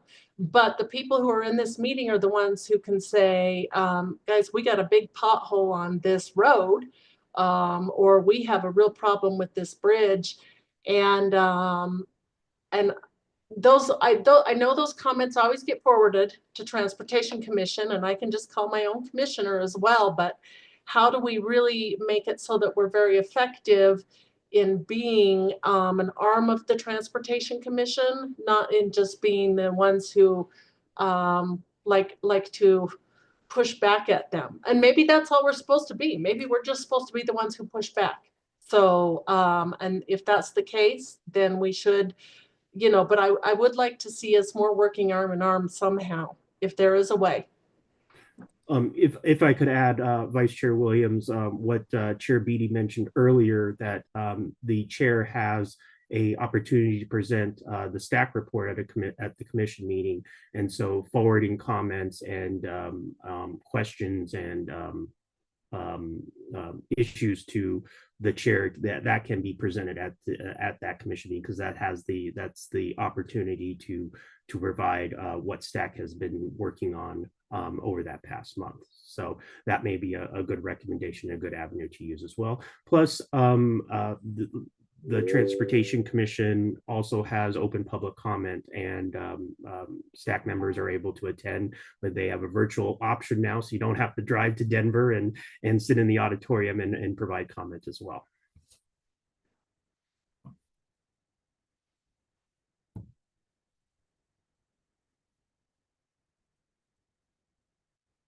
Chair, I think you were muted, but I think you called on Brian. Yes, thank you. Yeah, so being a STAC alternate for the last 2 years, I'm very glad to see there's an onboarding process. It looks like I lost this, but anyway, I might attend that, even though I'm starting my career on STAC at this point. I have struggled with understanding the value of STAC, because I have seen over the past 2 years the Transportation Commission is doing things quite the opposite of what we requested. And so this is an important point that Brian and Holly are bringing up. Is there a reason we exist? Are we just the squeaky wheel that occasionally gets a pothole filled? Or do we have a bigger impact at a state level? So I would like to see us have a bigger impact. Thank you, Mayor. And yeah, the STAC is in statute and is within the planning rule to CCR 601-22. If you have any free time and interested in reading government rules. And it does have the STAC is an advisory body to the Transportation Commission on policy making and on budgetary actions. So yeah, it does have that, and appreciate the comments on the questions that have been asked in order to provide on how STAC can provide value to the commission in those ways.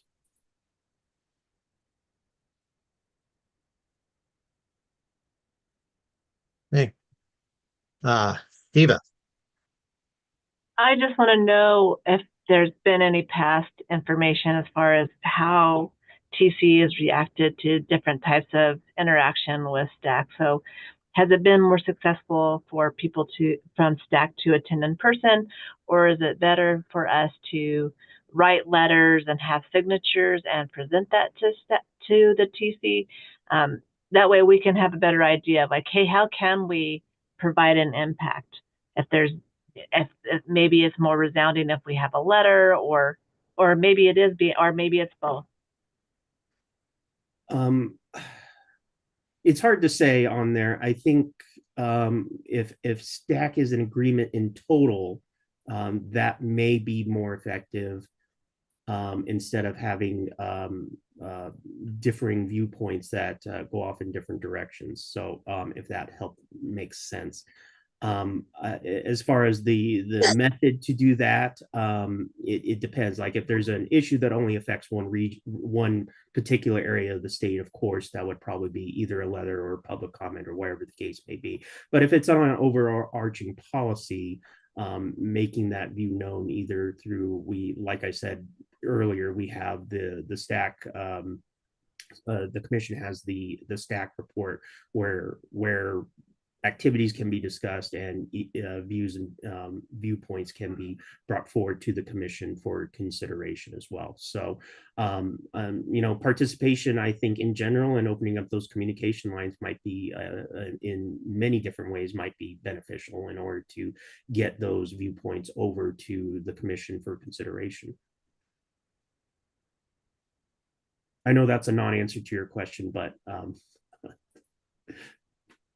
yeah, I think we, as STAC, it's best if we can kind of come as a unified voice after we've tried to hash things out amongst ourselves, acknowledging all the differences throughout the state. So, the one that always seems to be the division is the RPP funding. Everybody's wanting more funding for their region, so that always is shifting and always has kind of been a split.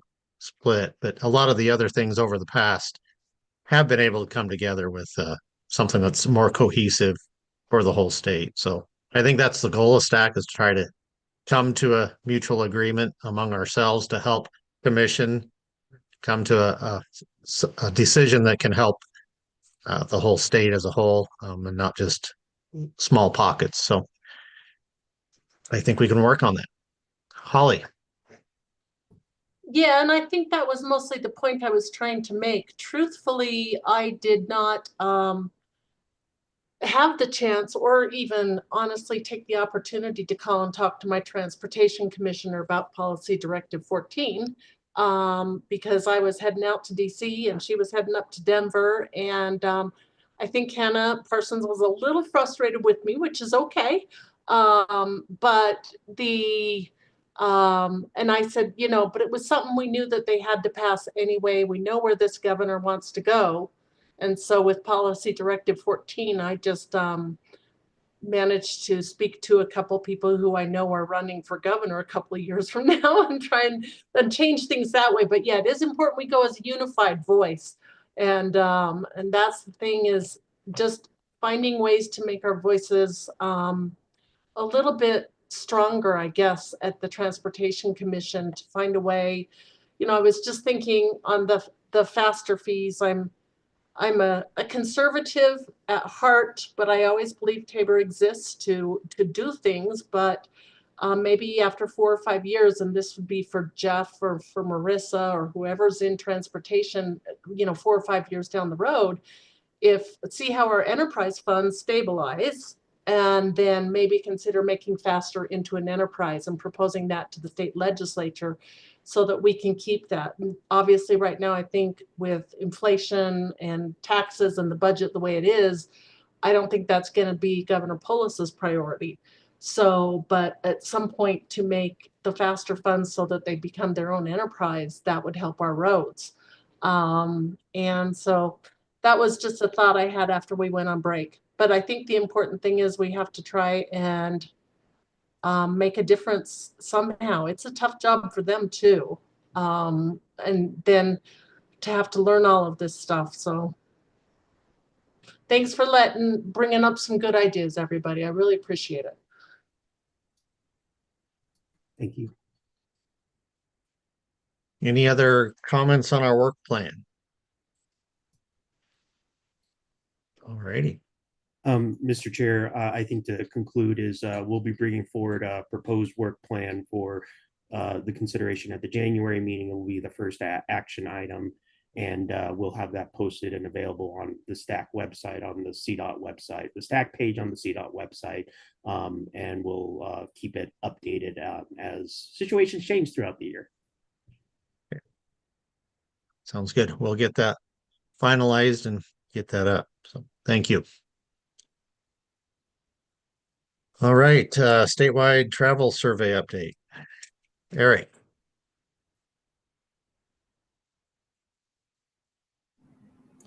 Good morning. Excuse me. Good morning, everyone. Can you hear me? Yes. Very good. Thanks for allowing me to come and speak to you again. I think I feel like one of my roles is to give the STAC members a window into some of the trenches at CDOT, where a number of the folks operate every day and are down here, in particular, gathering data, trying to help us all have some facts on which to base our judgments. And I'd be, as a sort of a certified data nerd, I always think that this stuff is interesting, but and if it turns out that you all do too, I'd be happy to bring some more presentations at convenient times to you from other areas of CDOT's data gathering enterprise, which is very broad. We do traffic counts. We gather a lot of data on the numerous assets that CDOT tries to maintain, to help us figure out how to spend the money more efficiently on maintaining them, and on and on. So this particular one, we spoke to you about a little bit in the summer, and we're just trying to keep you apprised of how the project is going. We are within about 10 months of it being completed, and things are going very well, and just want to sort of make sure you guys are aware of how it's going. I consider this project to be in many ways a large success for CDOT in all parts of the state, as it is been conducted on a highly cooperative basis. All 5 of the state's MPOs have contributed funding to this project. CDOT has contributed its own funding to this project, in particular to make sure that we're gathering data in rural and small town areas of the state for the first time. Speaking, very personally, I consider that to be really exciting. We've never had those data before, so very, very happy to have it. I'm going to zip through some of these slides because I presented them in the summer and you've seen them before. The main purpose of this presentation is just to let you know how we're doing as we're heading toward the conclusion of this project. So next slide, please. So I noted that these sorts of surveys have been done periodically, particularly at the MPO level, for the last close to 60 years. They are expensive projects and take a lot of effort to do, so we don't do them very often. Tend to do them about every 10 to 15 years or so. As I noted the last time we met on this, the last survey of this nature that was done in Colorado was done just for the Front Range. We were in the middle of the Great Recession at that time in 2010 and couldn't quite get over the hump on gathering data to do the whole state. So that survey was done for the 4 Front Range MPOs. This time we're doing it for the whole state. Next slide, please. Just a map of the surveyed area from 2010. I don't know that we need to belabor this one, so I'll ask for the next slide, please. Travel diary survey, again, just want to reiterate what a project like this is actually doing. The data that we gather, a lot of the data is a little more cut and dried than this kind of data. When we're gathering traffic counts, it's a fairly cut and dried exercise of just going out there and seeing how many cars are going by. One of the main things that's very challenging for CDOT, though, is trying to figure out how people are going to react to what we do. So when we offer a new service like, Front Range Rail, or we are doing something to North I-25 to widen it, what is that going to do to people's travel behavior? So that is considerably more difficult for us to figure out, but obviously is super important. So data like these are sort of at the core of trying to figure out how people are going to react. So we gather data about, people's household demographics. And, we're shooting for 20,000 households in this survey, roughly 50,000 people. We're going to gather a lot of rather personal information about people. Where are they workers? Are they students? What's their gender? What's the household income? How many cars do they have? A lot of things that are known to be relevant to people's travel choice decision making. And then we're going to gather a whole lot of information, the diary word being operative here. We're going to gather a whole lot of simultaneous information about the travel choices that they made. So the key point here is we have information about people, we have information about the travel choices that are available to them, and then we have information about what they did in reacting to that. And so that information is then used to develop statistical analysis and models that help us say this type of person, when presented with these options, are likely to do this. Next slide, please. So, the sort of on the ground reasons for doing these surveys, and one of the core ones is that each of the 5 MPOs and CDOT maintains travel demand models and other tools that we use to help in all sorts of planning and programming support. And so all of the MPOs are going to be feeding off of this survey and using the data that they'll each obtain to update their travel models and do a better job into the future. I think we're all aware that over the last decade or so, many things have changed. The internet has only increased, wildly in its importance. The pandemic came along and scrambulated a whole lot of how people work and travel. So we need to do these surveys periodically in order to keep up with the changes that are going on.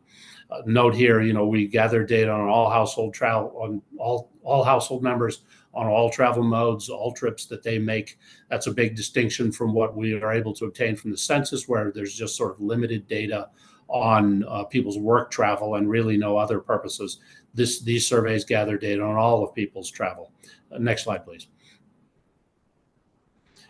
History of the project, I don't know how much I need to belabor this. The key point is that we started planning it before the pandemic hit.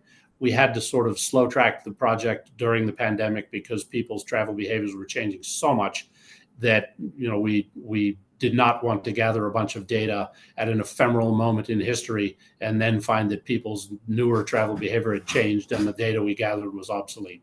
So we restarted the project essentially in winter of 2023 and have been moving on at full speed ahead since then, and are heading toward completion of data acquisition this coming early spring, like March is what we're targeting. Next slide, please. Key features that I've already kind of talked about this morning and at other times. First time we're gathering data from outside the Front Range. First time we're gathering weekend data. That's super important. One of the next things we're going to be doing is try to work on enhancing our modeling tools so that we can support planning and engineering in the I-70 and other mountain corridors much more effectively, since, as we know, those are all heavily driven by weekend travel. Multi-day data, we're gathering data from cell phone applications for the first time. That technology not available in 2010. We all are also aware that we all buy a lot of stuff on the internet these days. We also attend meetings on the internet like we're doing right now. There are lots of new modes out there, scooters and e-bikes and all kinds of changes. So we're obtaining data on all of those things, which will really help us to plan into the future. Next slide, please. I don't know that I want to belabor this. I've mentioned that part of our survey mode involves people downloading an app to their phone if they choose to use that survey mode. And these are just a couple of screenshots from the survey app that give you a sense of what it looks like. Next slide, please. I don't know if it's possible to allow me to share my screen. If it is, then I will show you a live feed from the data, the survey consultant. Is that a possible thing to do? Yeah, go ahead and give it a try here. Cool. Thanks, Aaron. Let me give this a shot here.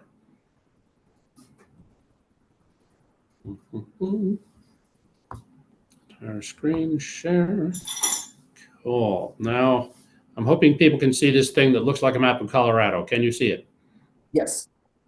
Very cool. So the couple of things very briefly that I just want to note about this is these are live data. So that means, if we were to sit here for 3 or 4 minutes and I were to press refresh, these numbers would change. The survey consultant maintains this live portal for us so that we can, excuse me, we can do regular tracking of how we're doing. And, we have target response numbers all over the state. Each of the MPOs is signed up for receiving a certain number of household data. And you can see on the map that, how some of those numbers are going. I'll call your attention to the left side of the screen that right now we have completed 12,767 households out of the 20,000 target that we're aiming at. So we're really very heavily in the meat of this thing and are starting to see the light at the end of this very interesting and complicated tunnel. We can zoom in on this map here. I'm trying to figure out where the zoomy part is. I think it's because this thing is hiding it. No, anyway, and so we can see more data details if we want. For example, in that other less level of zoom, we didn't see Pueblo's numbers. Now we can see the Pueblo number. We can see the North Front Range numbers a little bit better. We can look out to the Grand Junction and Mesa County numbers. We can look out at some numbers in South Central Colorado, San Luis Valley, and so on, Durango area. So we are monitoring all these data as we go along. And in a nutshell, everything's looking really good in terms of how we're getting data all around the state. And we're really excited about our future ability to, get a good window into some things that were maybe a little bit fuzzier for us in the past. And with that, I think I will stop sharing this screen. And I think we only have 1 or 2 slides left, and then we can be done. Oops. Okay. That's all. A couple of other activities going on. We use this term intercept survey to describe a few cases where instead of just contacting people through the mail in sort of a random way, where we know that there are some really important services or people as activities that are nevertheless a little bit small in terms of total numbers in the state, and we're not likely to get much information from them if we just sort of randomly hunt around the state, we will physically go and recruit people into the survey. So our survey consultant was just here 2 weeks ago in the Denver area, gathering data on Mustang, and they were at the train station in downtown and recruiting people on in the bus station, or Mustang riders. They'll be back this winter to be doing similar surveying on Snowstang and also on the Winter Park ski train. So we're interacting with Amtrak right now. This will be a repeat of what we did last winter. So we'll be gathering some additional data, but we had our experience with doing this last winter. So, we're very comfortable with how this will go. This is going to be very interesting this time because some folks may be aware that the ski train is going to be more trains, longer trains, and cheaper fares this year. So that'll be interesting to see the contrast in ridership between then and this time. We will be receiving, we receive data periodically throughout the project. We received a large data dump about a month ago and have been combing through that, and everything is looking good. And we will be finishing. I do want to mention that some of the Outrider, Mustang, Pegasus bus drivers will be handing out postcards to recruit riders onto into the survey that way. That'll be going on in the next few months. And we will be wrapping this thing up in March. Next slide, please. Then after that, there'll just be sort of data cleaning, final report development, and providing CDOT and the MPOs with the data that we've been working hard to obtain. I think next slide, please. And I think that's probably it. Happy to entertain questions if there are any, and otherwise, thank you for your time. Any questions?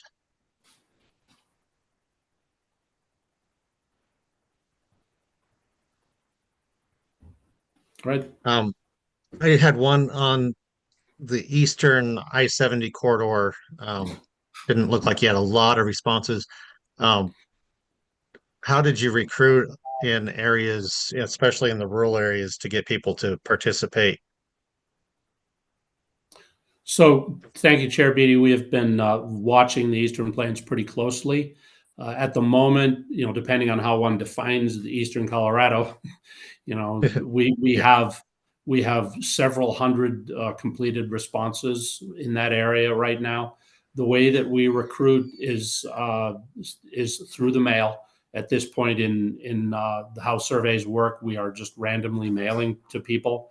We have several steps that we take to try to encourage people. To be blunt about it, we offer an incentive, which is a simple, fancy way of saying that we offer to pay people to participate in the survey.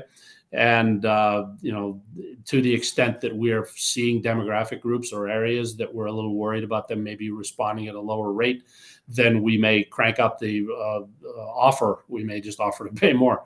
So we are watching that as we go along. But at this point, the numbers are looking pretty good in the Eastern Plains, and I'm pretty confident we're going to have a good batch of data. But I appreciate your comment, and we have a weekly meeting with the survey consultant on Fridays. So I'll bring that up with them tomorrow, and we'll make sure that we're getting the data that we need in the Eastern Plains, as in the mountains and on the West Slope.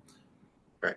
Because I know just out here, the people that have kids in school do a lot more driving and a lot more driving around the whole eastern part of the state just for school activities and things. And then like Lyman has the state prison, and a lot of those are commuting from the Front Range that work there. So just trying to make sure we capture some of those pockets of people and not just catching somebody that doesn't really drive much in eastern Colorado compared to the ones that do for their daily family lives. So one of the things I didn't show, Chair Beatty, was that we also watch the demographics that are coming in. So it's partly geographic. We're watching where we're getting the data respondents from, but we're also looking at the demographics and trying to make sure that we do things like getting a proper distribution of household size, that we get a proper number of children in the survey, that that we have a decent number of workers, that our income distribution is looking like the state actually does, as shown in the census. So we're doing our best to, as people used to say, excuse me, I got a bit of a cold today, trying to make sure that we get data that looks like Colorado, and that we do that all across the state. But that said, I appreciate the detail input, and I'll also bring that up with the survey consultant. And also, as I'm looking at the data, be checking to see what I can glean from the data we have now. Are you doing anything to try to capture the through traffic? Eastern Colorado, we have a lot of through traffic coming from all the other states going to the Front Range. Is there any data collection trying to capture that? So thank you. Yes, there is. The larger survey project, this whole thing I've been focusing this presentation on and describing, is related to recruiting Colorado resident households and gathering all this data that I've been describing. For trips that are being made by people who do not live in Colorado, I think you could imagine it's not really practical for us to survey the whole country. So what we are doing is using a source of quote unquote big data that our survey consultant team gathers. Cambridge Systematics is one of the subs to the WestStat, and they have a product called Locus, which is their big data source. And we're using that data, and I could go into more detail now or later if you'd like, but that's the source we're using to gather information about trips into and out of Colorado and through. So you are using that big data stuff. Good. Correct. Yeah. And that's the case where, where we can get real data from real people in Colorado, that's what we target. And that's where the 20,000 households being targeted is coming from. Where that's impractical, we use these other data sources. And we're pretty comfortable that we can get a pretty good shot at those behaviors. Obviously, Colorado is a state with a lot of visitors, and so we are really focused on trying to make sure we get data on those visitors as best we possibly can. Any other questions for him? Input? Okay. Seeing none. Thank you, Eric. All right. Thank you all. Bye. Okay, 2050 plan update. Marissa and Darius. Thank you, Mr. Chair. Before we get into the active transportation and transit discussion, which I'll turn it over to Marissa, wanted to give a quick update on the letter that came from signed jointly by North Front Range and Upper Front Range. That letter, which is in the packet, in your packet, if you would like to read it, has some suggested changes to Policy Directive 14. Those changes have been referred to the statewide planning subcommittee of the Transportation Commission, and that's under consideration right now, and they'll make a recommendation to the Transportation Commission on any potential changes to Policy Directive 14. The members of that committee is online. If there is anything that is presented to the commission for consideration, of course, we'll bring that to STAC as well. As we had mentioned, that it is a potential living document, and there may be adjustments as we go through, especially at the yearly review of the metrics in there, which happens in summer, as I mentioned previously. So wanted to give that quick update, and happy to answer any questions regarding that if any of them are up. Otherwise, we can turn it over to Marissa, who is going to discuss active transportation and transit. Just before Marissa speaks, what subcommittee did it go to? The statewide planning transportation subcommittee of the TC. Okay, got it. Thank you. I appreciate that. You talk too fast for me, Aaron. That's okay. For Darius, sorry. No worries.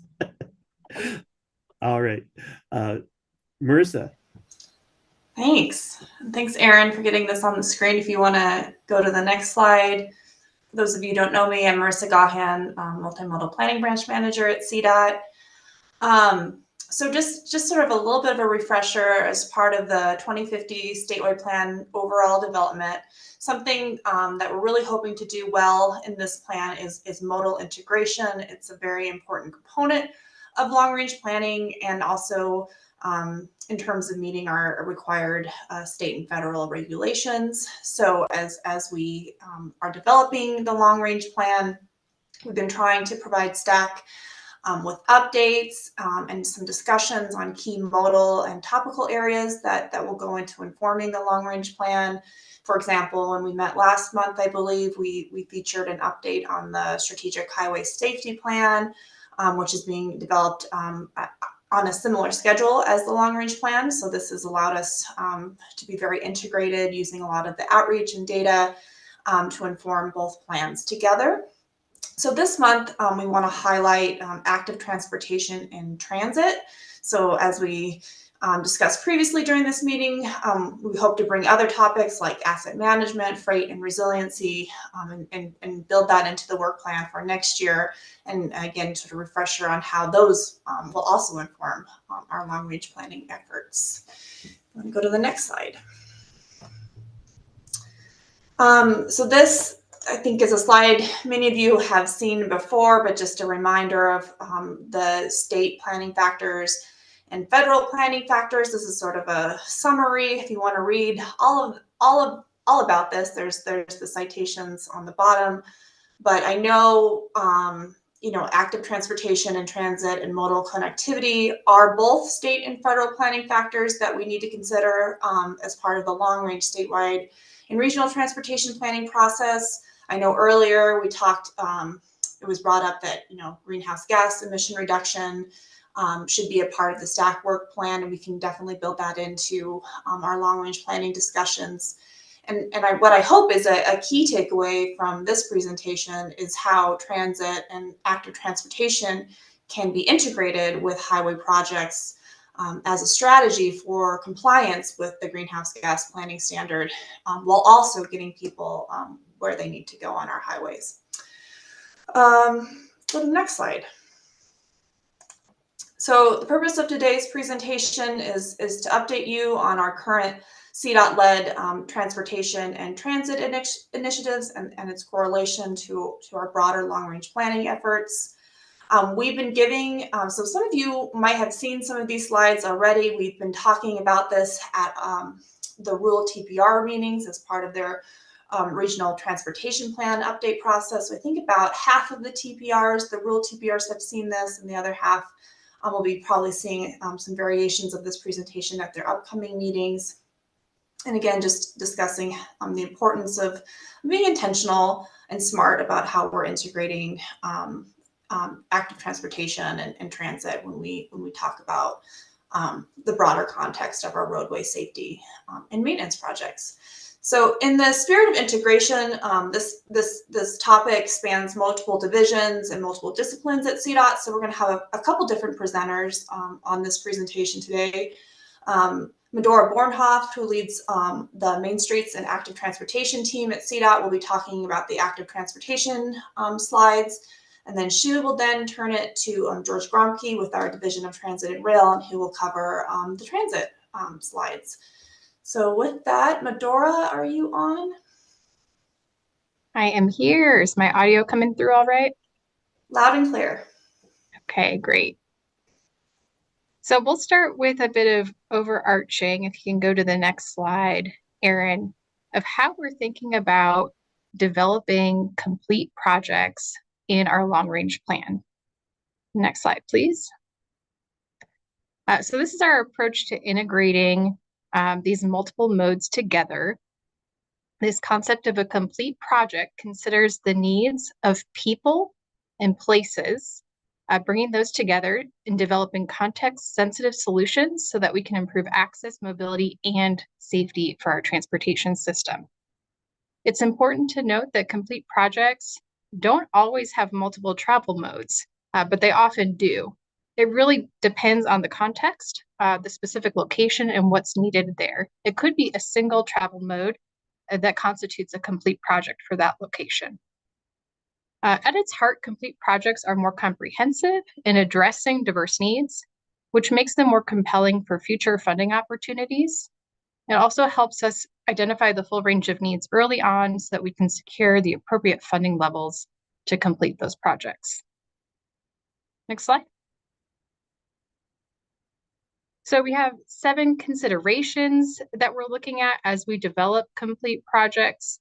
These include focusing on the needs and experiences of the people using the transportation facilities, prioritizing safety for everyone using them, looking at cost effectiveness, that we're providing the best value with these projects, ensuring we're providing efficient and reliable travel across multiple modes of transportation, for safe and accessible transportation, looking at demand, both current and future transportation needs, and lastly, really importantly, looking at the context, making sure the project is fitting the local community and environment with context-sensitive solutions.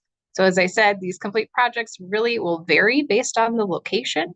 They can be multiple modes, but it can also be a single mode of transportation. All right, next slide, we're going to dive into the active transportation portion of this. We're going to start with a few definitions. So active transportation is defined as any human scale and typically human powered mode of transportation, like walking, running, biking, using an assistive mobility device like a wheelchair. You can go to the next slide. Another key term is vulnerable road user, or VRU. And generally, these are those people using active modes. So pedestrians, cyclists, people using wheelchairs. It also includes people on foot working in roadway work zones. And this concept of a VRU is really integral to how we think about safety at CDOT using the safe system approach, which considers that humans make mistakes and human beings are vulnerable. So we really need redundancy within our system to provide a safe transportation system. So that graphic on the right shows you all the components that need to come together to improve safety in our transportation system. Next slide. Last definition is disproportionately impacted communities, or DI communities. This is that definition that comes out of state statute that CDPHE analyzes and makes available through EnviroScreen. So you can go explore these layers. It's based on the factors that are listed on the left. And on the right, you see the areas of Colorado that are designated as DI communities per the state definition. And it is based on census block groups. So in those urban areas, it can be a little bit hard to see. It looks just like a gray border, but those pop-out boxes along the bottom help show the DI communities in those urban areas. All right, next slide, please. I want to talk a bit about what guides our work in active transportation and the benefits that we're looking to achieve through active transportation investments. And two of the really important areas here relate directly to Policy Directive 14 goal areas of safety and sustainably increasing transportation choice. So next slide, and we'll talk a bit about each of these. So on safety, we've seen over 600 vulnerable road users seriously injured or killed every year in Colorado for the past several years. And this is an 80% increase from those levels in 2013. So really startling increase in VRU, serious injuries and fatalities in Colorado, similar to what we see around the country. On sustainably increasing transportation choice, transportation is a major contributor of greenhouse gas emissions, and providing more travel options can allow people to choose an active mode in lieu of a vehicle trip. Oftentimes, those short vehicle trips emit more pollution per mile than those long trips. And so providing people an opportunity to walk or bike when they want to do so gives them more choices and helps reduce our impact from transportation. We see a range of other benefits too on economic growth. A report for Colorado shows that walking and biking contribute over $1.5 billion per year to Colorado's economy through things like equipment purchases and bicycle tourism. Our human scale transportation is really fundamental to our sense of place and allowing people to engage with their surroundings and their community members. On equity, VRU crashes occur twice as often in the DI communities in Colorado as compared with the non-DI communities. This is on a per capita basis, the statistic that's really alarming and points to the role of lack of safe infrastructure in our DI communities to allow people to safely walk and bike. And lastly, on public health, providing more active transportation choices allows people to bring physical activity into their everyday routines, promoting better physical health and better mental health. Next slide, please.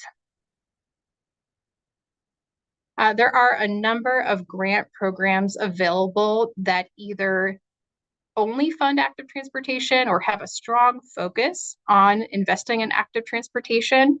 We're not going to go through this list here, but it's there as a resource, which with each of these grant programs linked on the slide, there's more information available. So thinking comprehensively about our active transportation needs can help set us up to get these funding sources onto our projects. We can also fund active transportation through larger highway projects, such as through the 10-year plan.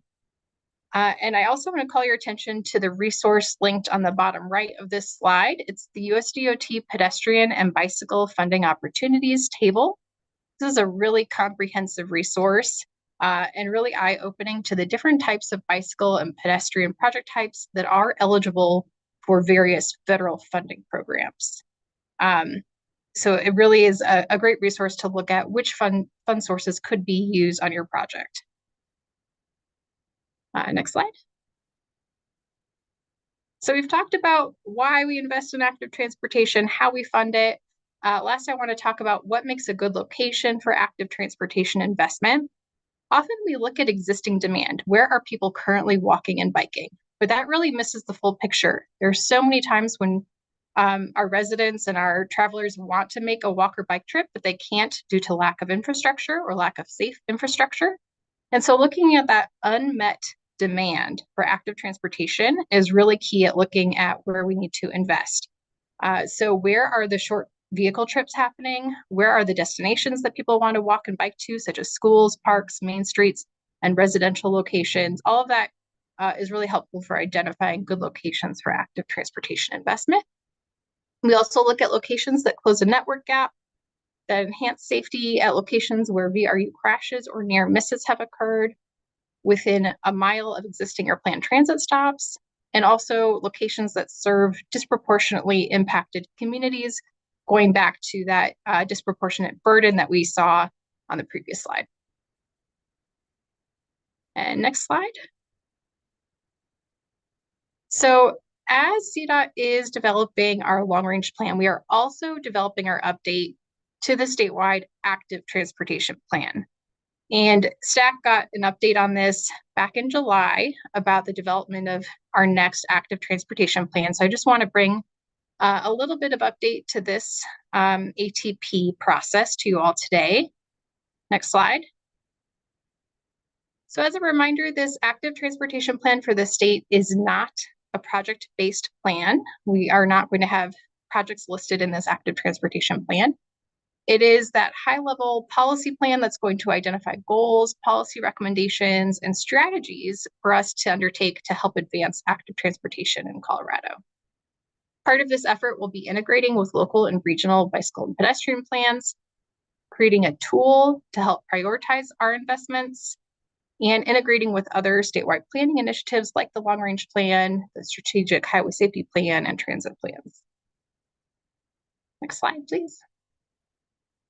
Our public involvement for this plan includes a few phases. We held phase 1 over the summer, which consisted of a survey on active transportation activity, barriers to using active modes, facility preferences, and a vision, a request for how people wanted to see active transportation in Colorado.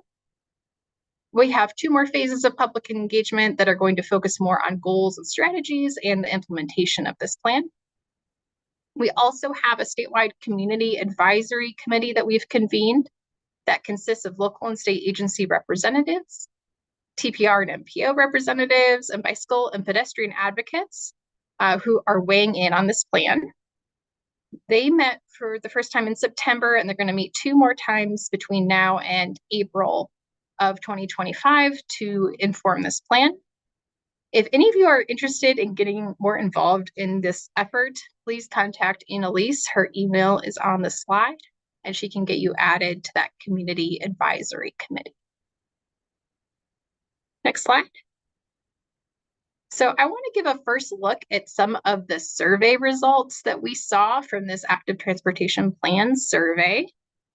And if you can go to the next slide, Erin, I do want to emphasize, unlike what we heard from Eric about the household travel survey, this survey is not a random or representative survey. It was a self-selected sample of folks who wanted to fill out this survey. We did make it available through a number of different forums. It was available on the CDOT website. We asked our planning partners to share it with their the folks in their circle. Bicycle and pedestrian advocacy groups also sent it out. And we got over 3,000 respondents from around the state to take this survey. We asked for their zip codes, and so what you see on this map is the reported zip code for the survey respondents. And in cases where people didn't provide a zip code, there was a geolocation that the survey tool provided based on the location of the person filling out the survey. Next slide. We've been providing these survey results to TPRs as part of that rural transportation planning region conversation around statewide plan. And so we've been providing it at the TPR level. And what I'm going to be sharing is some of the first looks at our statewide survey results. However, this vehicle access chart on the left is actually from one of our rural TPRs. So that was an error in the slide deck that, so please ignore what you see there. It's actually 92% of our statewide survey respondents have access to an automobile. And for bicycle, 84% of our respondents across the state reported having access to a bicycle. We also asked the respondents about how they typically get around to access destinations. So the chart on the right shows travel modes, driving, biking, walking, and transit to access the destination. So it excludes recreational trips. What we saw is a lot of the respondents are driving on a regular basis. The next most popular mode is walking, with about 2/3 of respondents walking at least once a week for transportation purposes. And on biking, about 56% of respondents bike at least once a week for transportation. Next slide, please. We wanted to know how comfortable respondents felt using different types of facilities. And so what we did is we showed the pictures you see on this screen to the survey respondents and asked them if they felt confident or comfortable using these facilities. They also had the choice of saying they would walk there if they had to, or if they would never walk on that facility type. And what you see here are the percentage of respondents who felt confident or comfortable using these facilities. So really high levels of comfort using sidewalks and multi-use paths, and really low levels of comfort if there is no sidewalk available. Next slide. We did the same type of question for bicycle facilities, and again, saw really high levels of comfort using multi-use paths and bicycle lanes with physical protection or a buffer. That drops to about 50% to 40% if there's no buffer or for just a sharrow on a residential road. And then really low levels of comfort using a highway with a shoulder or a highway without a shoulder. Next slide. We also asked about what are the main barriers to walking and biking more. So on walking, the top barriers that people reported was that it would take too long. The distance is too far, or it take too much time to complete the trip walking, which makes a lot of sense. There are a lot of trip types that just won't make sense for walking. But for those that do, the other top barriers that we need to think about are people having concerns for personal safety, weather, or feeling unsafe to cross major streets. So this barrier of crossing streets and intersection safety is really critical for allowing people to have more walking trips. Next slide. We asked the same question for biking and rolling. Again, heard that distance and time was a major barrier to biking and rolling for trips. But beyond that, we also saw too much car traffic encountered, lack of dedicated bike lanes or paths, concerns for personal safety, and weather as other top reasons for people not biking and rolling more. Next slide. So we also asked a very open-ended question about their vision for active transportation in Colorado. We did a keyword analysis on these vision responses and grouped the responses into these different categories. So we saw a lot of responses, about 61%, talking about specific infrastructure that they would like to see in Colorado, or separated bike lanes, safer intersections, more continuous sidewalks. A lot of emphasis on convenience. 43% of the responses talked about having a connected, seamless network. Safety was another key point, with respondents envisioning more safe places to walk and bike. And lastly, a strong focus on essential destinations and access to transit. This vision that walking and biking can get them to shopping, restaurants, work, school, and transit stops. Next slide. So in part from the survey responses and other conversations we've had with stakeholders and the community advisory group, we have developed a set of 4 goals for the active transportation plan that we'll use to organize our objectives, our strategies, and our performance measures. These 4 goals include safety, equity, mobility choice, and connected communities. Safety and equity are fairly straightforward. For mobility choice, I want to highlight that goal area is really about providing accessible and convenient active transportation facilities that provide sustainable alternatives to driving and improves air quality. And on connected communities, that goal is really focused on how we can connect active transportation to transit and the built environment so we have the most impactful investments. And I think I have one more slide. Yes, so as we develop the active transportation plan, we're going to continue our public outreach efforts.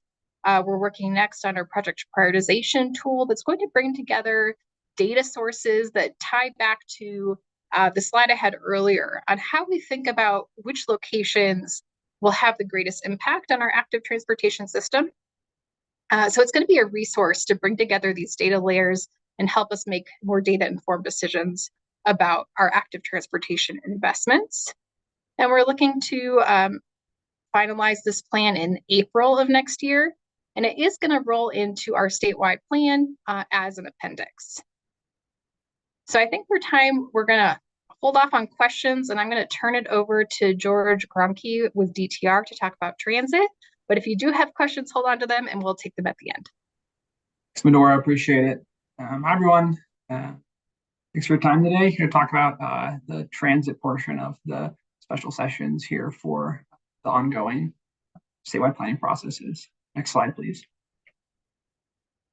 So to start off, setting the stage.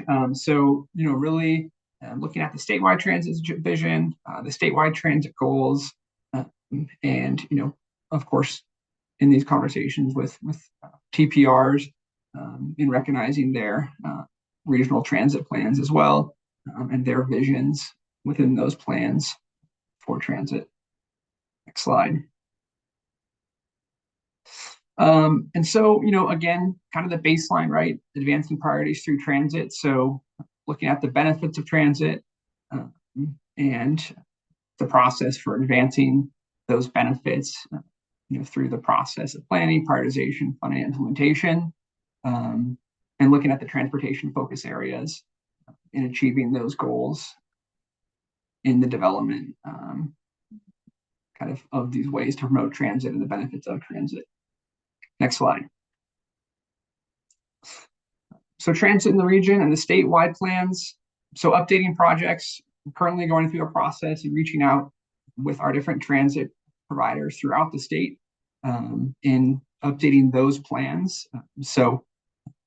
Identifying if needs, conditions, or priorities have changed in those regional and statewide plans, those transit projects, and keeping in mind who will be running the project.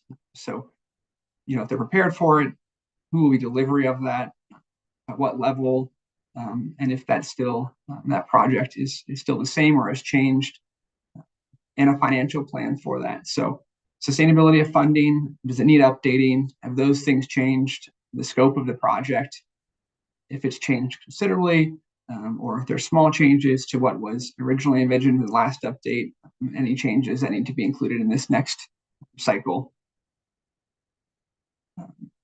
Next slide, please. And so then also, we've been discussing this effort that we're doing with CDOT. So the transit connection study. And so we've included this as, looking at the future of kind of identifying transit and statewide needs across the state. And so just updating folks and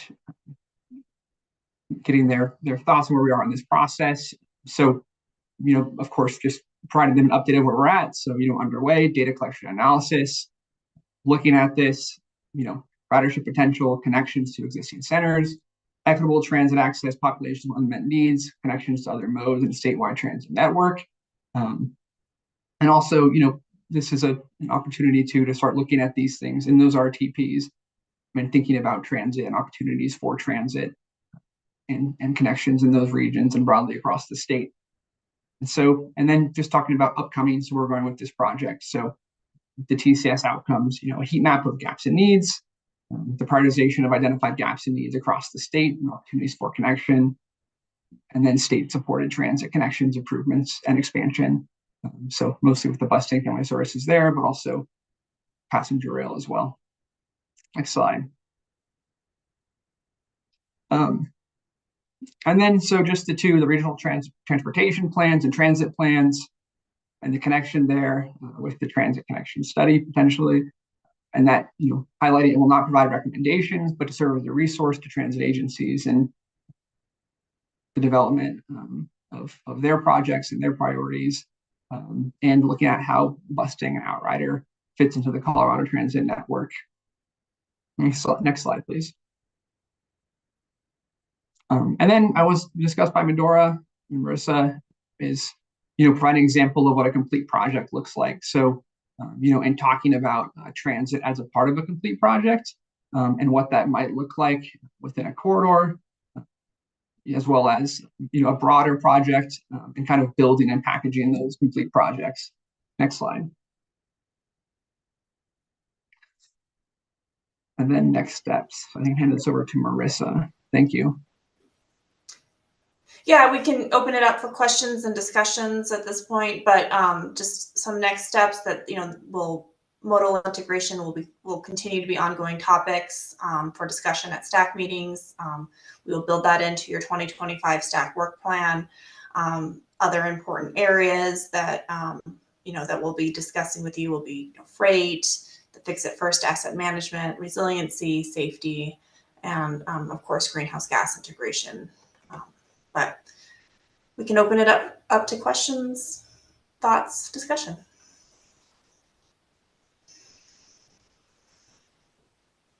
Eva. Hi, thanks. Great information, Medora. I have a question for you. I'm glad that you shared the survey results, and I'm wondering if you're willing to share just like the Polo region's survey results, just because we're going to be updating our active transportation plan, and that information would be pretty interesting for me to see if that's something that you have available. Yes, certainly happy to share those results. We've been pulling them together for each of the TPRs, but also working on developing those summary reports for the MPOs as well. So we will get that to you. Thank you.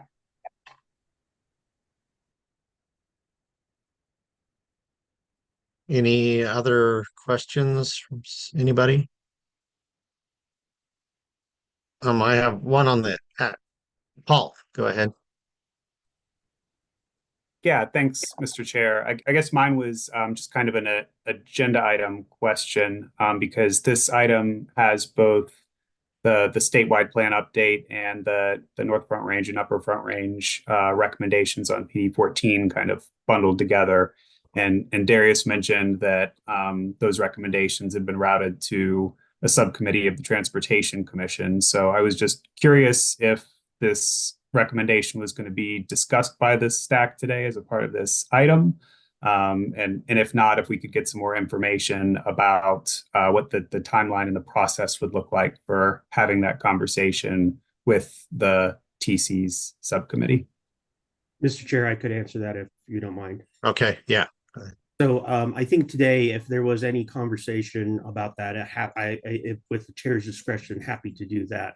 As far as the next steps would be, once the subcommittee makes a recommendation to the TC, it will probably follow the same cadence where it will be presented to the TC. We will take that recommendation to STAC. And then there will be action on it at the following month. So anticipate that whatever action comes and recommendation comes from that subcommittee will be brought forward to the STAC at a future month as well. And does that subcommittee meet on a monthly basis? Like when would we expect for them to be taking the issue up? On a monthly basis, and we probably it's kind of hard to say from when something would go formally to the TC. It may be as early as December, and if that does happen, then we will plan on having an agenda item in January for STAC to provide comment on there on the proposed TC action that will be adopted in January, for example, if that comes through. But they do meet on a monthly basis.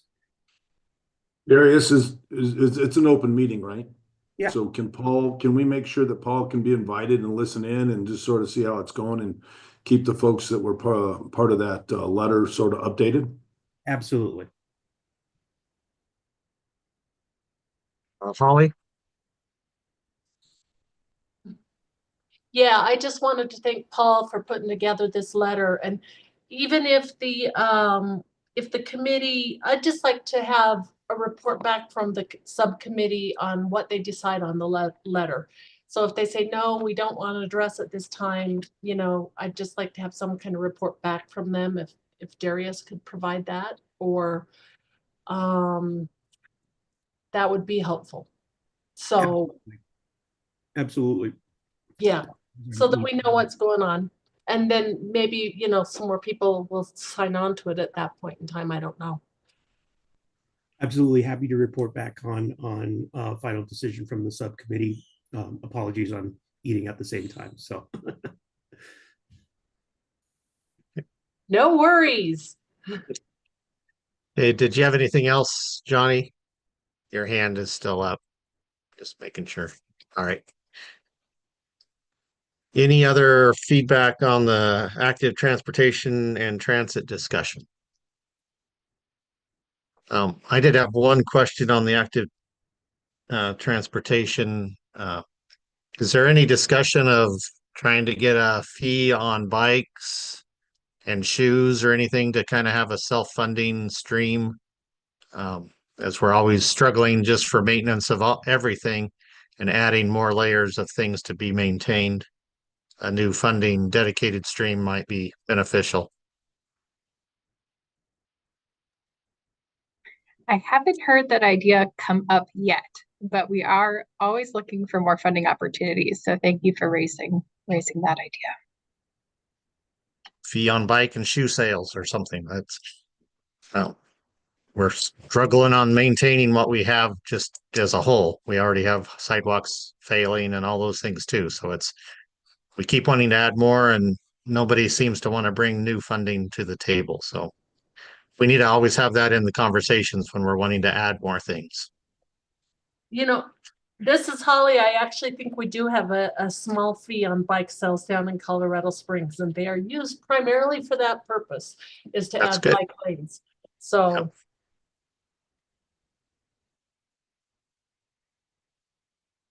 Okay, anything else with the 2050 plan? Any questions, comments? Seeing none. Other business. We are not having a December meeting, so the next meeting is January 9th, 2025. Darius, sorry. Thank you, Mr. Chair. No, just following on with that, if it's because the STAC is not meeting in December, if anything does come up, as I have done in the past couple of times, we'll send a note out to STAC members on various items, keep you informed on the subcommittee progress and if anything else comes up from the December meeting. Usually the December TC meeting and might be virtual. It's usually a shorter meeting, but if anything does come up, we'll be happy to send out a notification to the STAC list, either from myself or from Aaron Willis. Thank you. And if there's any information or comments you'd like me to relay to commission or concerns or things, my email is garybeatty@gmail.com. So pretty simple. So if you want to write that down, you can send me information or comments as we move forward with STAC. Anything else from anybody? Seeing none, everybody stay warm and safe and get around in the snow in eastern Colorado this next couple days. Everybody have a great day. That's all.